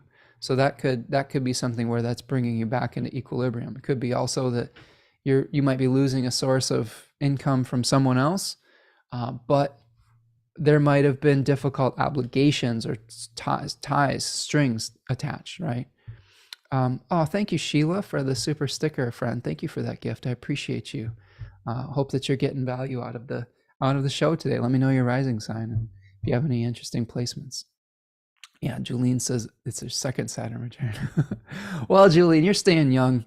You know you're doing good down there in the desert, right? I mean, that'll keep you young. Like, so just stay out of the sun too much and wear your sunscreen or whatever you do to keep the sun off of you too much. A little bit is good, too much not so good, but yeah, stay hydrated, friend. So, all right, so Pisces rising, after we've examined that, Venus in the 8th house conjoining the South Node. This could be something where you're focusing a lot on your career, where the spotlight is really on the career and your public persona, but you are having to balance out a lot of responsibilities with your family or with your home or with your domestic situation. It could be a lot of things that are pulling you in a lot of different directions, that are making it a little bit more difficult to focus on your professional life, and that could be a little bit frustrating. You're also being challenged to slow down in your personal life, as far as like your body and as far as your health, and get realistic about your dreams and how you find meaning in life. Saturn in the 1st house isn't always a fun transit, Pisces rising, or anybody. Oftentimes it can feel very heavy, like we have a lot of responsibilities, or like part of us is dying, right? Saturn is a planet associated with completions. So there may be some things ending around our character, our personality. Maybe we're getting to a different phase of life where our energy levels are changing or our visions are changing. We may be walking away from something that was important to us personally, but also concretizing something that has been a long-held, cherished dream. One of the things that is ironic about a dream is that when it ceases to become a dream and become reality, it often requires a lot of work. The fun part is the dreaming. Oftentimes the reality behind it is where we really are feeling the weight of that dream. I can speak to this with, like, home ownership. I know that I'm very fortunate to like be a homeowner, but there are also a ton of responsibilities that come along with it that are burdens that I didn't have when I wasn't. So there are always trade-offs when you have a dream become a reality. And sometimes the trade-offs are worth it. Other times they aren't. Like, I've been talking to a friend of mine who's looking to purchase a home, and it will be his first home. He's been very idealistic about it. He's a really cool dude, and he's an Aries sun, and really he just gets really enthusiastic. But I've been warning him, and everyone else in his life is warning him to stay within his limit and his budget so that he doesn't become, quote unquote, house poor, which is really good advice, because being house poor is is where you get into a house that you can't really afford, and there's a lot of stress involved in that, and it's not a great place to be. Like, this could be something too, Pisces rising, where you're having to understand your personal limits. Okay. Be very careful about your communication over the course of this next week, because some of the details coming to you from either an authority figure or a boss or from your job could be a little fuzzy. You could be feeling the weight of your responsibilities at work, and that could make you feel maybe even like a little bit like a martyr for your job at this point because of the energy of Pisces 3. And our emotions can swing really wildly when we have placements in that decan. So get clear about all of the responsibilities that you have. See if you can delegate some of them, and try to move forward with creating the healthy routines that you need to be able to manage the reality of your dream. Jupiter is in your third house in Taurus, and it says, can you consistently show up every day, day to day to day to day to day, and do just the right amount of work for that day, and then learn how to relax and play when the time is necessary. Keep in mind, Pisces rising, that Jupiter is going to station direct on December the 30th. So you've got another month to hang in there while you're reviewing all of your kind of material routines. And then you might be able to hit the ground running when December, end of December rolls around. You might start to find that you've incorporated all of those lessons of the retrograde. Okay. Scout says, welcome, Scout. Nice to see you. Pisces rising here with 7-degree ascendant. Says this Saturn has been going back and forth on, oh boy, yes, that's Saturn. It's been going back and forth on your ascendant. That's got to be a lot. And tell me, Scout, if any of these themes that we're talking about with Pisces rising have been resonating. If there's any stories that you'd like to share about how you've been going through this, and if there's any tensions between work and your domestic life, and if there's responsibilities and changes in your that are initiating with your character, and how are you changing your routines to meet those responsibilities? Those are questions to ask for sure. Okay, let's keep going. Let's keep on trucking. So we're going to go up to Aries rising. So Aries rising has a full moon in the third house with the sun, Mars, and Mercury in the ninth house. And all of that is squaring Saturn in the 12th. And we have Venus hitting the south node in the 7th house. So Aries rising, you just had a dignity shift where your planet that rules your first house just moved from Scorpio into Sagittarius. So a lot of the focus was probably on having to potentially sever and separate from a relationship where you shared resources with someone else, like a divorce or something like that. And the divorce doesn't have to be in our primary relationship. It can be in a business relationship. It could be anything like that. And now that energy has been liberated to find a new sense of purpose. Oftentimes when one relationship ends, we realize that it was sucking up a lot of our time and energy, and now that energy is liberated for something else. And that can feel good, that could be a good feeling. Now the sun and Mars and Mercury, though, are putting a lot of attention on your belief system. So after we have let go, we might be feeling like, okay, now what? What do we believe in? Maybe there is a new course of study that you want to get involved in. Maybe there's some traveling you want to do. Maybe there is a religious organization you want to put more time into. This could be part of that. And there may also be questions, okay, because the moon in Gemini often asks a lot of questions about how to organize your day-to-day routines, habits. There may also be some challenges with a sibling or an extended family member as well, where there's a lot of options happening. Now, all of this is being squared by Saturn in your 12th house, okay, where there is a Saturn does okay in the 12th house. It is said to joy there. Now that can mean different things for different people depending on your specific chart. When a planet joys in a chart where it is dignified and is of the sect in favor, especially if it's a malefic, sometimes you can benefit from difficult circumstances. So like if you, let's say you had a dignified Saturn in a day chart in the 12th house, you might really enjoy your solitude. Okay. Like I know I have a friend who lives in Newfoundland, an astrologer friend who has Saturn and Libra in the 12th house, and they live off the grid and seem to be flourishing in that environment. Yeah, another friend who has Saturn has some really dignified planets in the 12th house who is another off-grid person. Like it's really interesting to see how that has worked out for them. But if you don't have a super dignified Saturn, and you may experience the isolation as a challenge, right?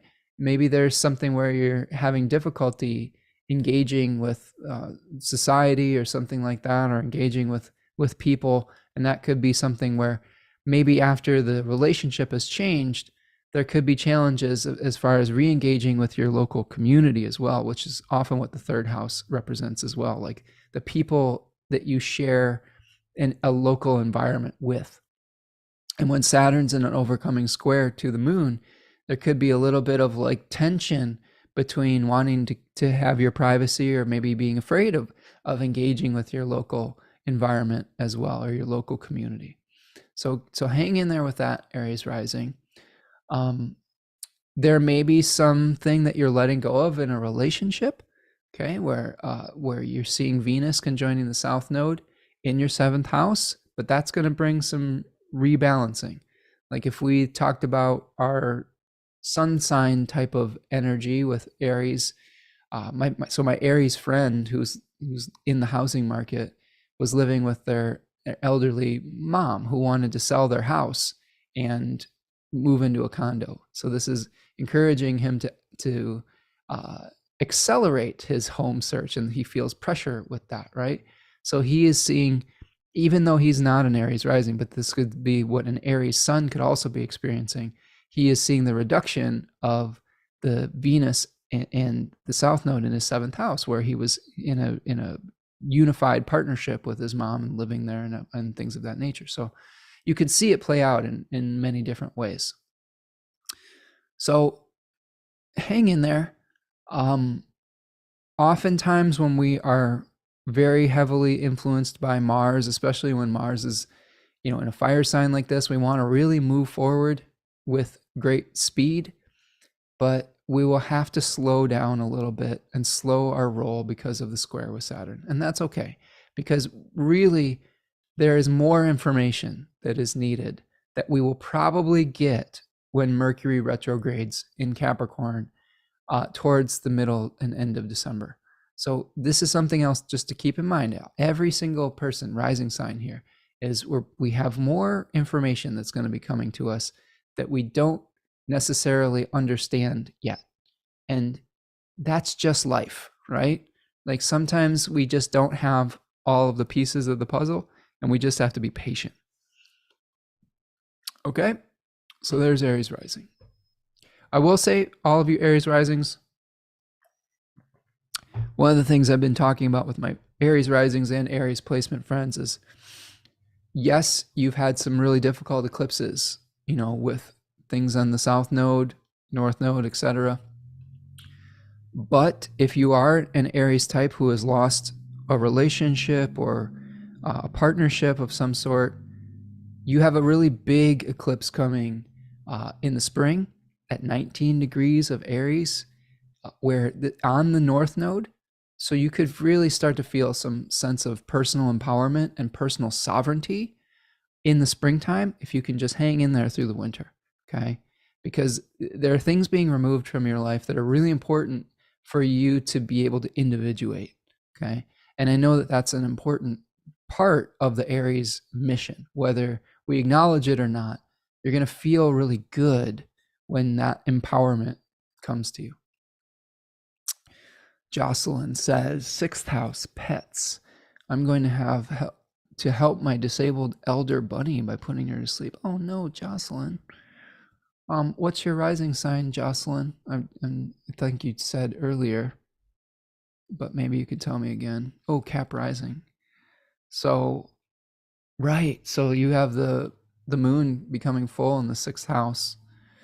Oh, that's a bummer, Jocelyn. I am a lover of animals, and I love my kitties, and they are very special to me as far as family members, and they are part of my family. And anytime we have to let go of a cherished animal companion, it's very painful. And I'm sorry, Jocelyn. I hope that you'll find some peace eventually, and your little bunny will probably be released from their suffering right now. And yeah, and hopefully you'll find a new buddy when you're ready. I've got to get my cat to the vet too. They have a tooth issue. My cats need their teeth cleaned really bad, and one of them has a challenging issue with one of their teeth that is, they've had some weird tooth reabsorption issues. Like, apparently this is something that happens with cats, maybe dogs too, that they aren't quite sure how that happens. It's a little concerning. They may have, one of my cats may have to have a tooth pulled pretty soon. So another factor to consider. Okay. Taurus rising. Oh, Taurus rising. You will have an eighth house and second house lunation. So full moon in the second house. A focus on the eighth with Mars, the Sun, and Mercury in the eighth. There was also a square happening to Saturn in your 11th house. Big T square there. And your ascendant ruler, Venus, is hitting the south node in the sixth house. So Taurus rising, there could be a focus on potentially severing from a relationship that you shared resources around. There could be, you are wanting to move forward with a partnership, but there could be some challenges with Mars hitting Saturn and Mercury hitting Neptune, squaring Neptune there. There could be some confusing communications about with someone that you are in a group with or something like that, where there could be a need to delegate responsibilities. There could be a need to get clarification about details. Saturn is in your 11th house too, so there could be some difficult truths that are coming to light around a group or around something that you share a belief system around, and you have to determine whether it's in alignment with your beliefs or not. There could also be a lot of options that you're exploring with your own budget or your own resources, and whether it is in alignment with the resources that you share with another person. Oftentimes we are, needing to have difficult discussions about how we spend our money with our partners or something like that, and we have to explore the options. Venus in the sixth house, there could be a letting go of maybe a teacher or someone that you worked with, or something where you are somebody who worked for you as well. It could be like a practitioner that you worked with, or it could be someone you've hired to do a service for you. And there could be something that once brought you joy, but now you need to let go of it to be able to bring balance back to your life. So that could be the Venus in the sixth house kind of challenge. This could also be related to pets too, potentially, with a sixth house issue with maybe, I don't know, Scout or Jocelyn, sorry. I know that you're a Cap rising, but I wonder if you have a Taurus sun, because this could be kind of our theory where we're looking at rising sign as sun sign. Maybe having to let go of a cherished pet. That would be interesting if you were a Taurus sun, but neither here nor there. So this could be a particularly painful one if you're a Taurus rising, because it is your ascendant ruler, could affect you very personally. But keep this in mind, Taurus rising. Jupiter is going to be stationing direct in about a month in your first house. And there's probably going to be some movement and expansion that happens for you into 2024 that could lead to some really positive things. Jupiter is going to be conjoining Uranus in the spring, which is really positive for maybe even unexpected advances or something of that nature. And that could lead to some really positive outcomes long term.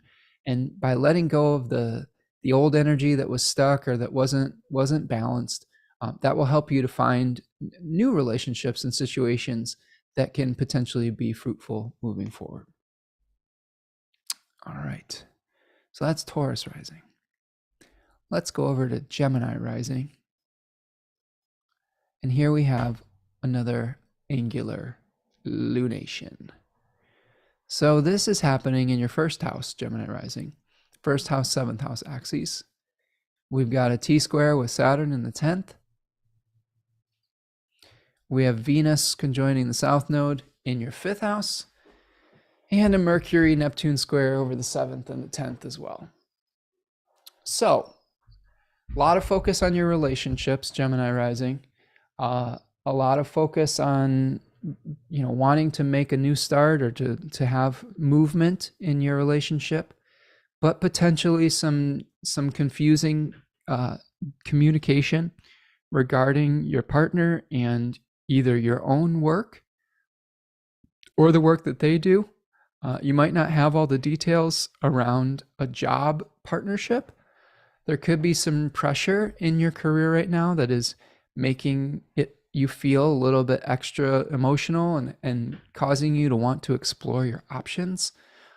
Oftentimes, Gemini rising, like other Gemini placements, when things get challenging in their life, just like we saw with Pisces, sometimes Pisces says, I'm just going to escape into my imagination, or I'm going to just take off. What Gemini will start to do is, if something's not working for them, they will start to get new ideas about different paths that they can explore. And they may not necessarily act on it, but the idea is very attractive. So there may be things where this lunation is causing you to think about different paths that you could explore personally because of some challenging energy in your partnerships right now, and the square with Mars and Saturn, and it may be related to a work issue or a work partnership. Now, the Venus part of this equation is seeing that there may be, I don't know, this could be some heartbreak for Gemini rising right now, potentially, with Venus and the conjoining the south node in the fifth house, something that brought you pleasure or joy or romance, or maybe there's a relationship with a child that you're having to let go of, or maybe the relationship is changing. I know that, when my daughter moved out and went to college, our relationship changed quite a bit. And there's always a time period where you are adjusting to the new relationship with an adult rather than with a child. So that could be part of this too. But recognize that this is whatever is we're letting go of. Its time had come, and maybe there was something that was out of balance and out of equilibrium, that through letting go, we are restoring balance to our lives. Your ascendant ruler is Mercury. So Mercury is going to be hanging out in that third decan of Sagittarius, where a lot of your focus is probably at this full moon is the burdens, the weight of the burdens that you're carrying, especially in a relationship. And it could be making you feel like you're a martyr in a career position or something like that with the square to Neptune. Keep in mind too that Mercury is also out of bounds. So you could be having very difficult conversations with a partner in your life that could easily escalate into acting out of character. So make sure that in your communications with people, in your relationship in particular, that especially with Mars there too, and Mars is going to be moving out of bounds in your 7th and 8th house there, that if you're having conversations with people in your life that are important to you, that you try to hear both sides of something before making a judgment, so that you can, because usually you're really good at that. Usually Gemini placements are really good at seeing something from someone else's perspective. But with Mercury in Sagittarius, it could be really focused on our own belief system to the detriment of being able to listen to someone else's. So that could be something to watch out for, Gemini rising. And also consider that once Mercury moves into Capricorn, there's going to be a lot of focus on your shared resources, but Mercury is going to retrograde in your 8th house, which could lead to a reevaluation of the resources that you share with someone else. So whatever conflict that you're going through now, if it becomes like a monetary issue, it may have to be revisited at the end of December. Okay. So let's keep going. We're going to get there. We're going to get to Cancer rising. Cancer rising has a full moon in their 12th with the Sun, Mars, and Mercury in the 6th house. There is a square to Saturn in the 9th house. And Mercury is squaring Neptune from the 6th to the 9th. And Venus is conjoining the South Node in your 4th house. So we could be having a big spotlight put on the burdens that you are carrying in the work that you are doing. Maybe there's a health challenge that you're dealing with, Cancer rising. There could be a work issue where you're trying to find peace, and you may be feeling a little overwhelmed. I have some Cancer rising friends that are doing a lot of hard work right now and probably wishing they could relax a little bit, and that could be providing some tension.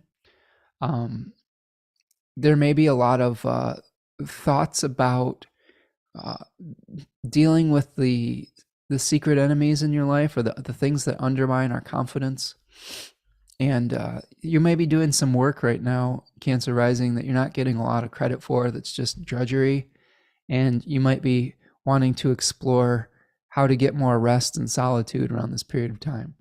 But Saturn in the 9th house is saying, well, there may be either a legal issue or like a higher education or a belief system issue that is kind of making it difficult to get that rest that you need. There is that South Node Venus conjunction in your 4th house could be having to let go of something that was important to you in your family or in your home environment or in your roots. And but the letting go of that is going to help bring some balance into your life and will help free up energy that can be repurposed in another direction. Just be careful with your communication, especially with like practitioners in your life, like doctors and lawyers and things of that nature, because there is a square between Mercury and Neptune from your 6th to your 9th house. And that can lead to some confusing communication with people like that, or people that you have to deal with on like a legal fashion. The moon is your ascendant ruler. So this could be something where you're just feeling pretty burnt out at this full moon, because the moon is going to be hanging out in your 12th house. And what I would say is try not to let all of the different responsibilities that you're trying to manage right now burn out your nervous system. It's really important for you to take the time out and like maybe take a good bath or something like that, and maybe let that stress go in some water or something of that nature, or spend some time by a lake or a river. That always makes me feel better as a Cancerian. I always have a running joke in my family where I'm like, you know what I just realized, and this is after I've spent time near a lake or a river or the oceans, I want to live by water. You know, it got to the point where I said it so often when we were driving around that my family would just kind of be like, oh, what is it? You want to live by water? Like, it's still true. I think that would bring me some peace and some joy eventually. Okay. Catherine Lynn says, Sun has Cancer rising. Spot on, Spencer. Oh, good. Good, Catherine Lynn. I'm glad that we're hitting the nail on the head here for sure. Just encourage your son to take some time out, especially if there's a if he's working too hard right now. Cancer risings, they have been pushed pretty hard lately, and everyone needs rest. But us Cancers especially need to be able to have some good rest. Okay, so Leo rising. Here we are, Leos. We made it. So Leo rising has a Sag stellium stack up. Say that 10 times fast. Sag stellium stack up in the 5th house. Opposing the moon in the 11th house and squaring Saturn in the 8th. There is a reduction of Venusian energy in the 3rd house with Venus conjoining the South Node. I already shared a little anecdote about having to release my vehicle pretty soon here, like because of an accident. But that releasing of that thing that I loved and that was sentimental will lead to a rebalancing of my energy and hopefully harmonize my budget and all of these things. Oh, thank you, Julene, for the super sticker. What a generous gift. Thank you. Appreciate you. And I love the little turkey there. We'll we'll get through this so that we can go watch the Dolphins and the Jets, right? I appreciate the super sticker. Yeah. For any of you who are interested in supporting the channel, there's a little $sign in the chat. That really goes a long way to supporting the work that I do here. So thank you so much for your generosity today, friends. Okay, so Leo rising.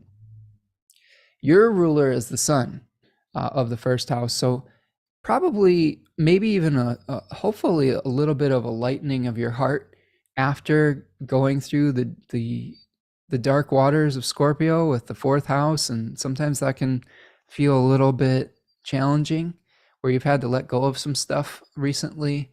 And usually Sagittarius season is sort of a boost for Leo risings.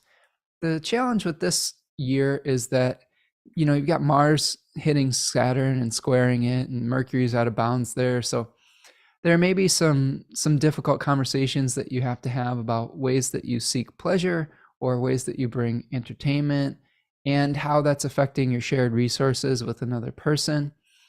You may also have some tension between your personal desires and the desires of a group that you're a part of.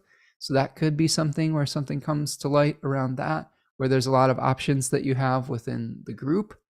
And you may be just having to let go of relationships that are, it could be a friend relationship too. There could be something where a friendship has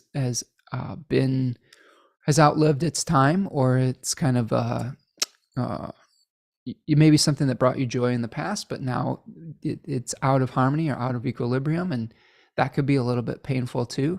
But keep in mind, you've got Jupiter that's going to be stationing direct at the end of December for Leo rising. So if you've been feeling like your career has been a little stagnated, this is just a great time to make plans and to make sure that you're tying up your loose ends so that at the end of December and into 2024, you can expand your career the way that you want to. This is a great time to brainstorm new ideas and maybe think about how you can create abundance in your life through planning. You got to get real with your partnership and the shared resources and make wise decisions around that. Be careful about your communication, either with a child too. It could be like they're confusing details about with your kids or something like that. So make sure that you're not getting crossed wires or confusion around your communication, especially when it comes to shared resources. Okay. All right. Let's keep going. We got a football game to watch, friends. I love spending time with you, though, so it's a worthy sacrifice.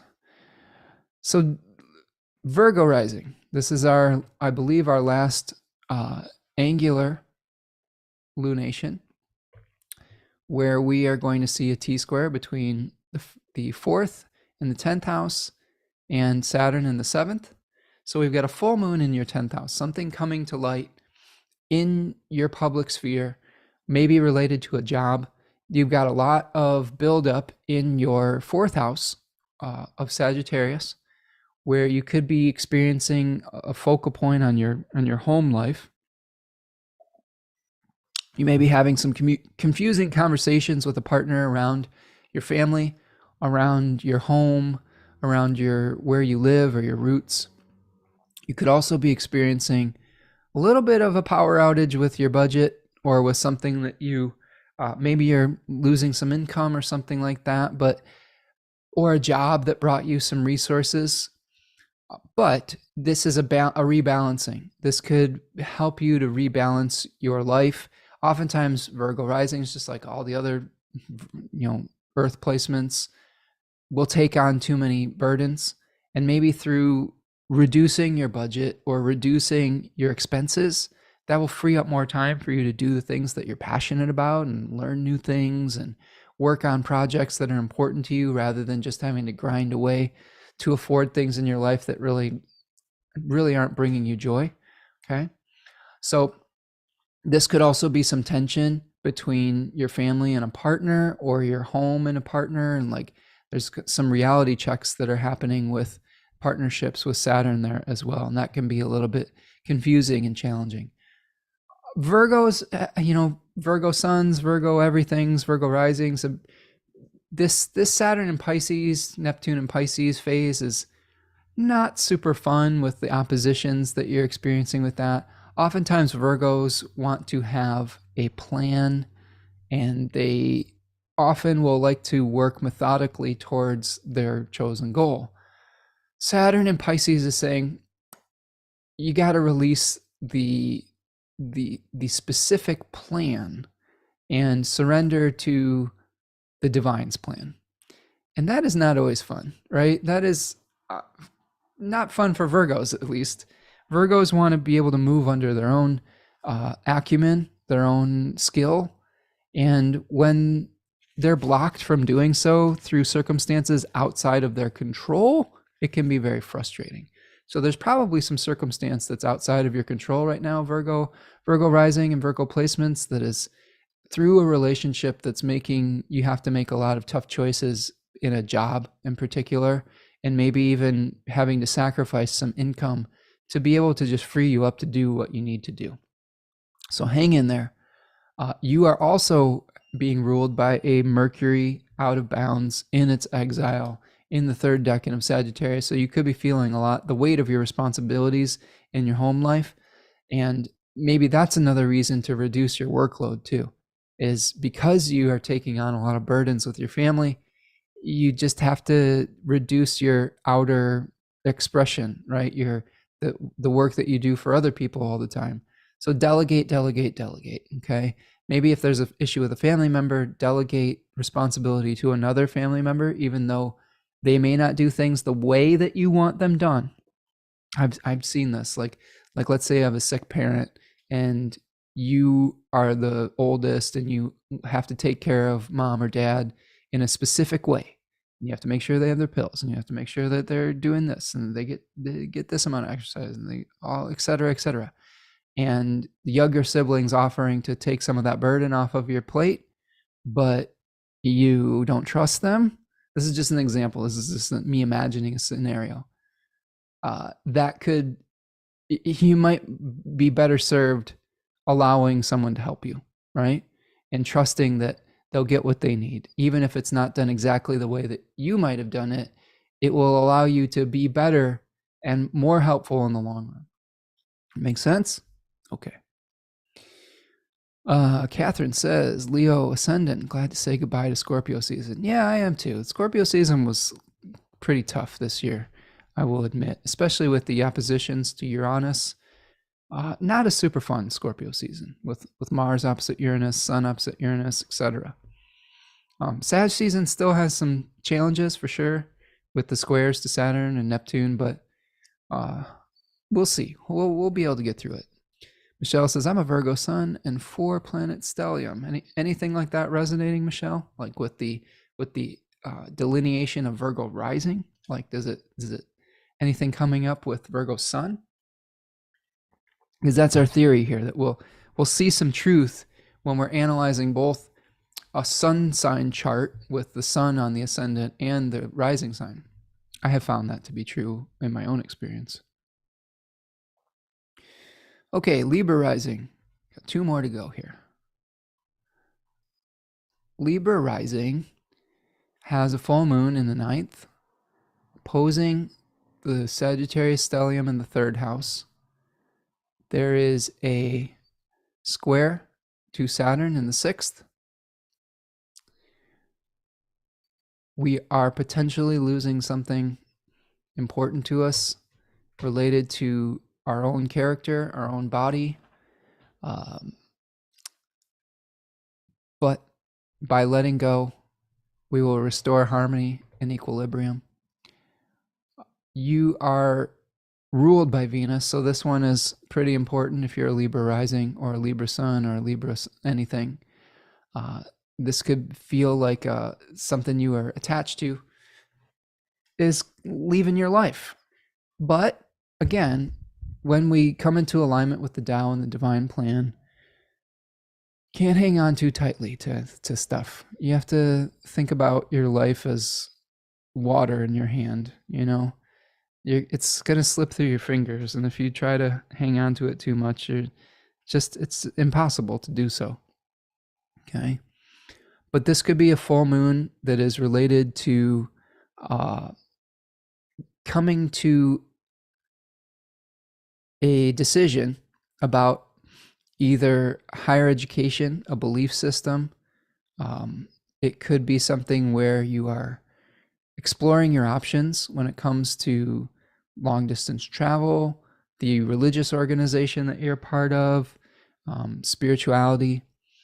You may have a lot of focus on the house related to your daily habits and routines, but also to extended family members and neighbors. There could be challenging communication between you and a sibling or a neighbor or someone who's in the periphery of your life, with Mercury squaring Neptune to the sixth house. There could also be just a lot of work that you have to do that you're just like, I'm tired of doing this work and not getting any benefit or credit for it, with Saturn in your sixth house. And you may decide to walk away from it. You may decide to walk away from the work that you were doing for your own mental, emotional, physical health. And that might actually help you to move forward. You might have to let go of a relationship that was important to you, but that will free you up to make a new start, especially around that eclipse. Okay, like, so with Libra risings, Aries risings, these eclipses become much more poignant for you. So try to dig deep for all of your diplomatic skills. If you have to leave a job or a partnership or a relationship, try to do so with your integrity intact. You don't have to make a big show about it. You can just kind of slip away and keep your grace and your integrity intact, your dignity. I think that's good advice for any of these challenging, things, especially with Mercury and whatnot. Is we don't always have to make a big show of a challenge. We can kind of just say, let bygones be bygones, and say, you know what, you have your view of a situation, I have mine, and we are both free to go in the directions that are meaningful to us. And that's a great way to resolve conflict too. Okay. Michelle says, some parallels for sure. Aging parent responsibilities and work changes. Okay, this Michelle's talking about Virgo rising and having it relate to a Virgo sun experience too. Yeah, interesting, right? Okay, let's finish this up with Scorpio risings. You've been so patient, Scorpio risings. Thank you for your patience here today. So Scorpio rising has the Sagittarius stellium in the second house, opposing the moon in the eighth house, with a square to Saturn in the fifth. So some changes for you, Scorpio rising, after maybe somewhat of an active Scorpio season, having all those planets move through there, including Mars, the Sun, and Mercury recently, and having all of that oppose Uranus in your seventh house. So maybe some shakeups in your relationships, some shocking events that may have happened. Maybe you surprised yourself through some of these events. And now that there's a big focus on your personal sovereignty, taking care of yourself, your budget, how you support yourself, there could be something that's coming to light around resources of a partner, where you have a lot of different options of where you could go with that direction and who is responsible for what, or what happens after a completion of some sort, like an inheritance or something like that. There could also be some sobering moments in this lunation because of the square to Saturn in your fifth house. There could be something that where you're leaving behind something that brought you pleasure in the past, and this could be painful. It could also be liberating, but it may cause you to slow down. There may be also a challenge with a child or someone who you are supporting, where there's a financial issue between you and that child or something like that. I'm thinking about like there's something that your kid needs and it's very expensive, and you're thinking a lot about whether you should, I don't know, pay for their car or something like that. I don't know. There's something like that could be coming up. Just be very careful in your communication when it comes to your resources, and be very clear about the details of the situation with Mercury squaring Neptune. There also may be something where you're having maybe a peaceful parting with an undermining influence or a secret enemy or something like that. This is the other thing with Venus conjoining the South Node.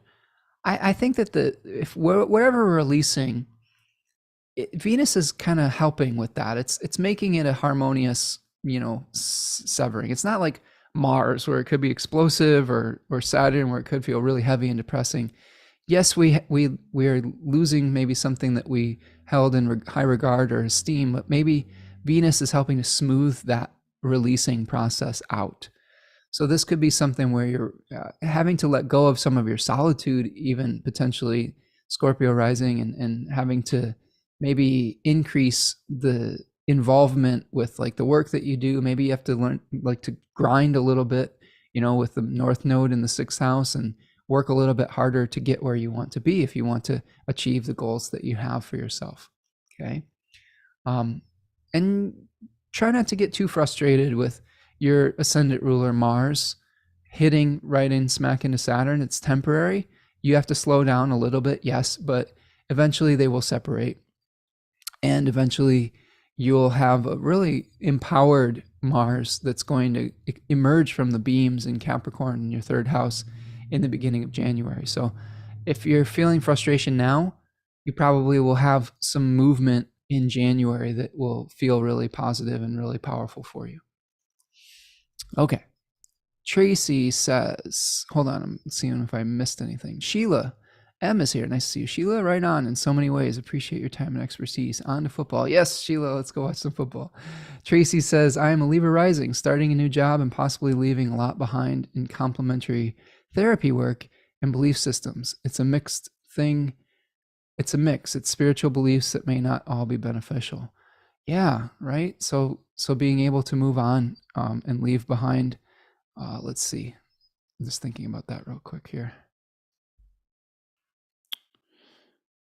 So, right. So this was a ninth house issue, right? Spiritual beliefs and seeing some therapy work. Could be like a therapist that you were working with, and having to let go of that with Saturn in the sixth house, like releasing a relationship with a practitioner you were working with. So that fits for sure. Okay, friends, we've gotten to the end of the rising sign explorations. Got a couple more things before we go. Thank you so much for being here for today. Thank you for all the gifts that you've given to the channel today, intellectually, materially, with just your presence. I love it. Excited that you're here with me today.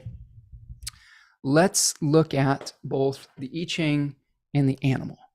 So the I-Ching that I got for the essence of the full moon in Gemini was number 26, which is translating to great accumulation, great storing up, preparation, gathering knowledge, cultivating your abilities. So this is something where we might not necessarily be taking action, but we're preparing ourselves through getting more information. So this is interesting to me. The changing line is number 4. It says a horn guard for a young bull, supreme good fortune. So a horn guard is something that you attach to like a young bull's forehead to kind of make sure that it doesn't harm you, right? So this is something where we're kind of nipping problems in the bud. where we are, through our planning and thinking ahead, we're making sure that we're not getting in situations that could be difficult for us.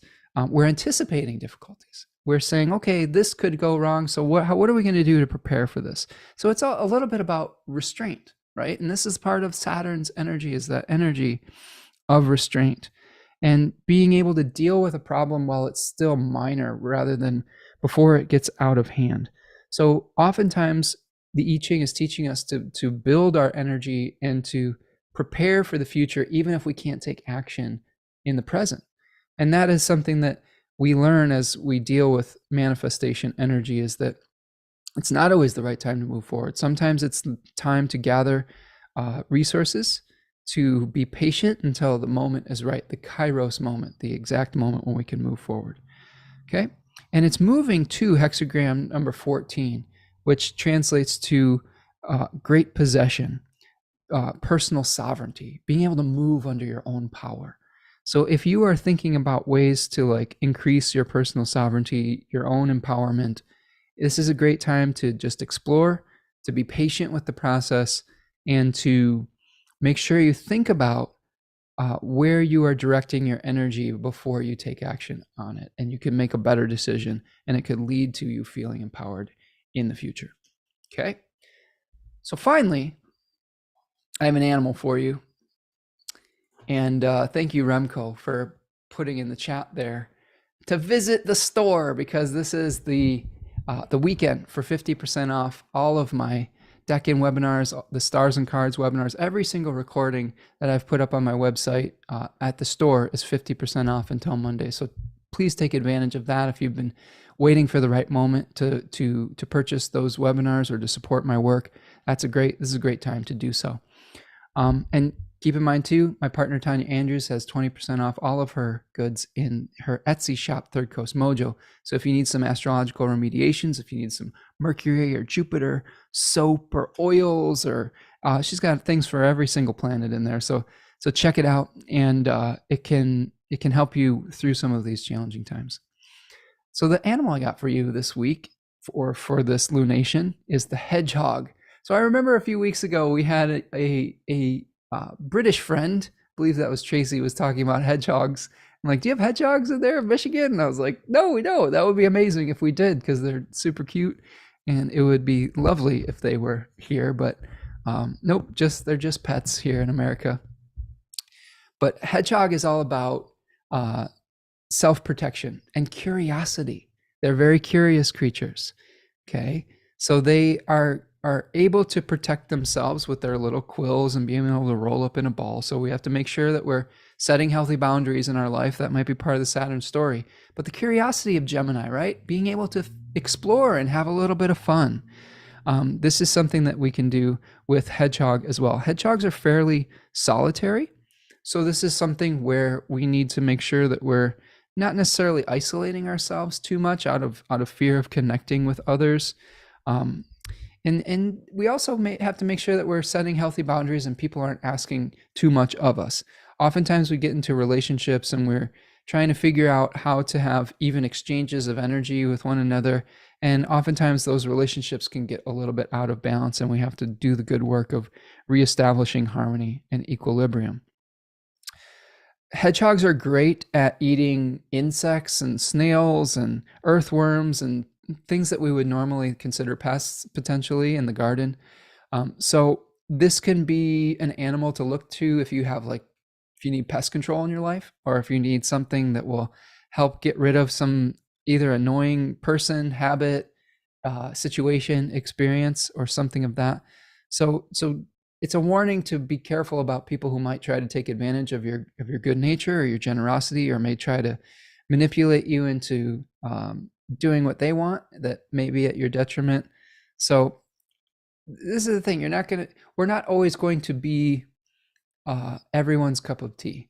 And sometimes when you start to realize that a relationship has become toxic, or if it isn't working for you anymore, sometimes we just have to move on, and we can do that with grace, and hopefully in a way that will allow us to keep our integrity intact and allow the other person to have their integrity intact, and allow each party to save face too. So that's important too. So we have to understand if we're being too defensive in relationships or if we're being mistrustful.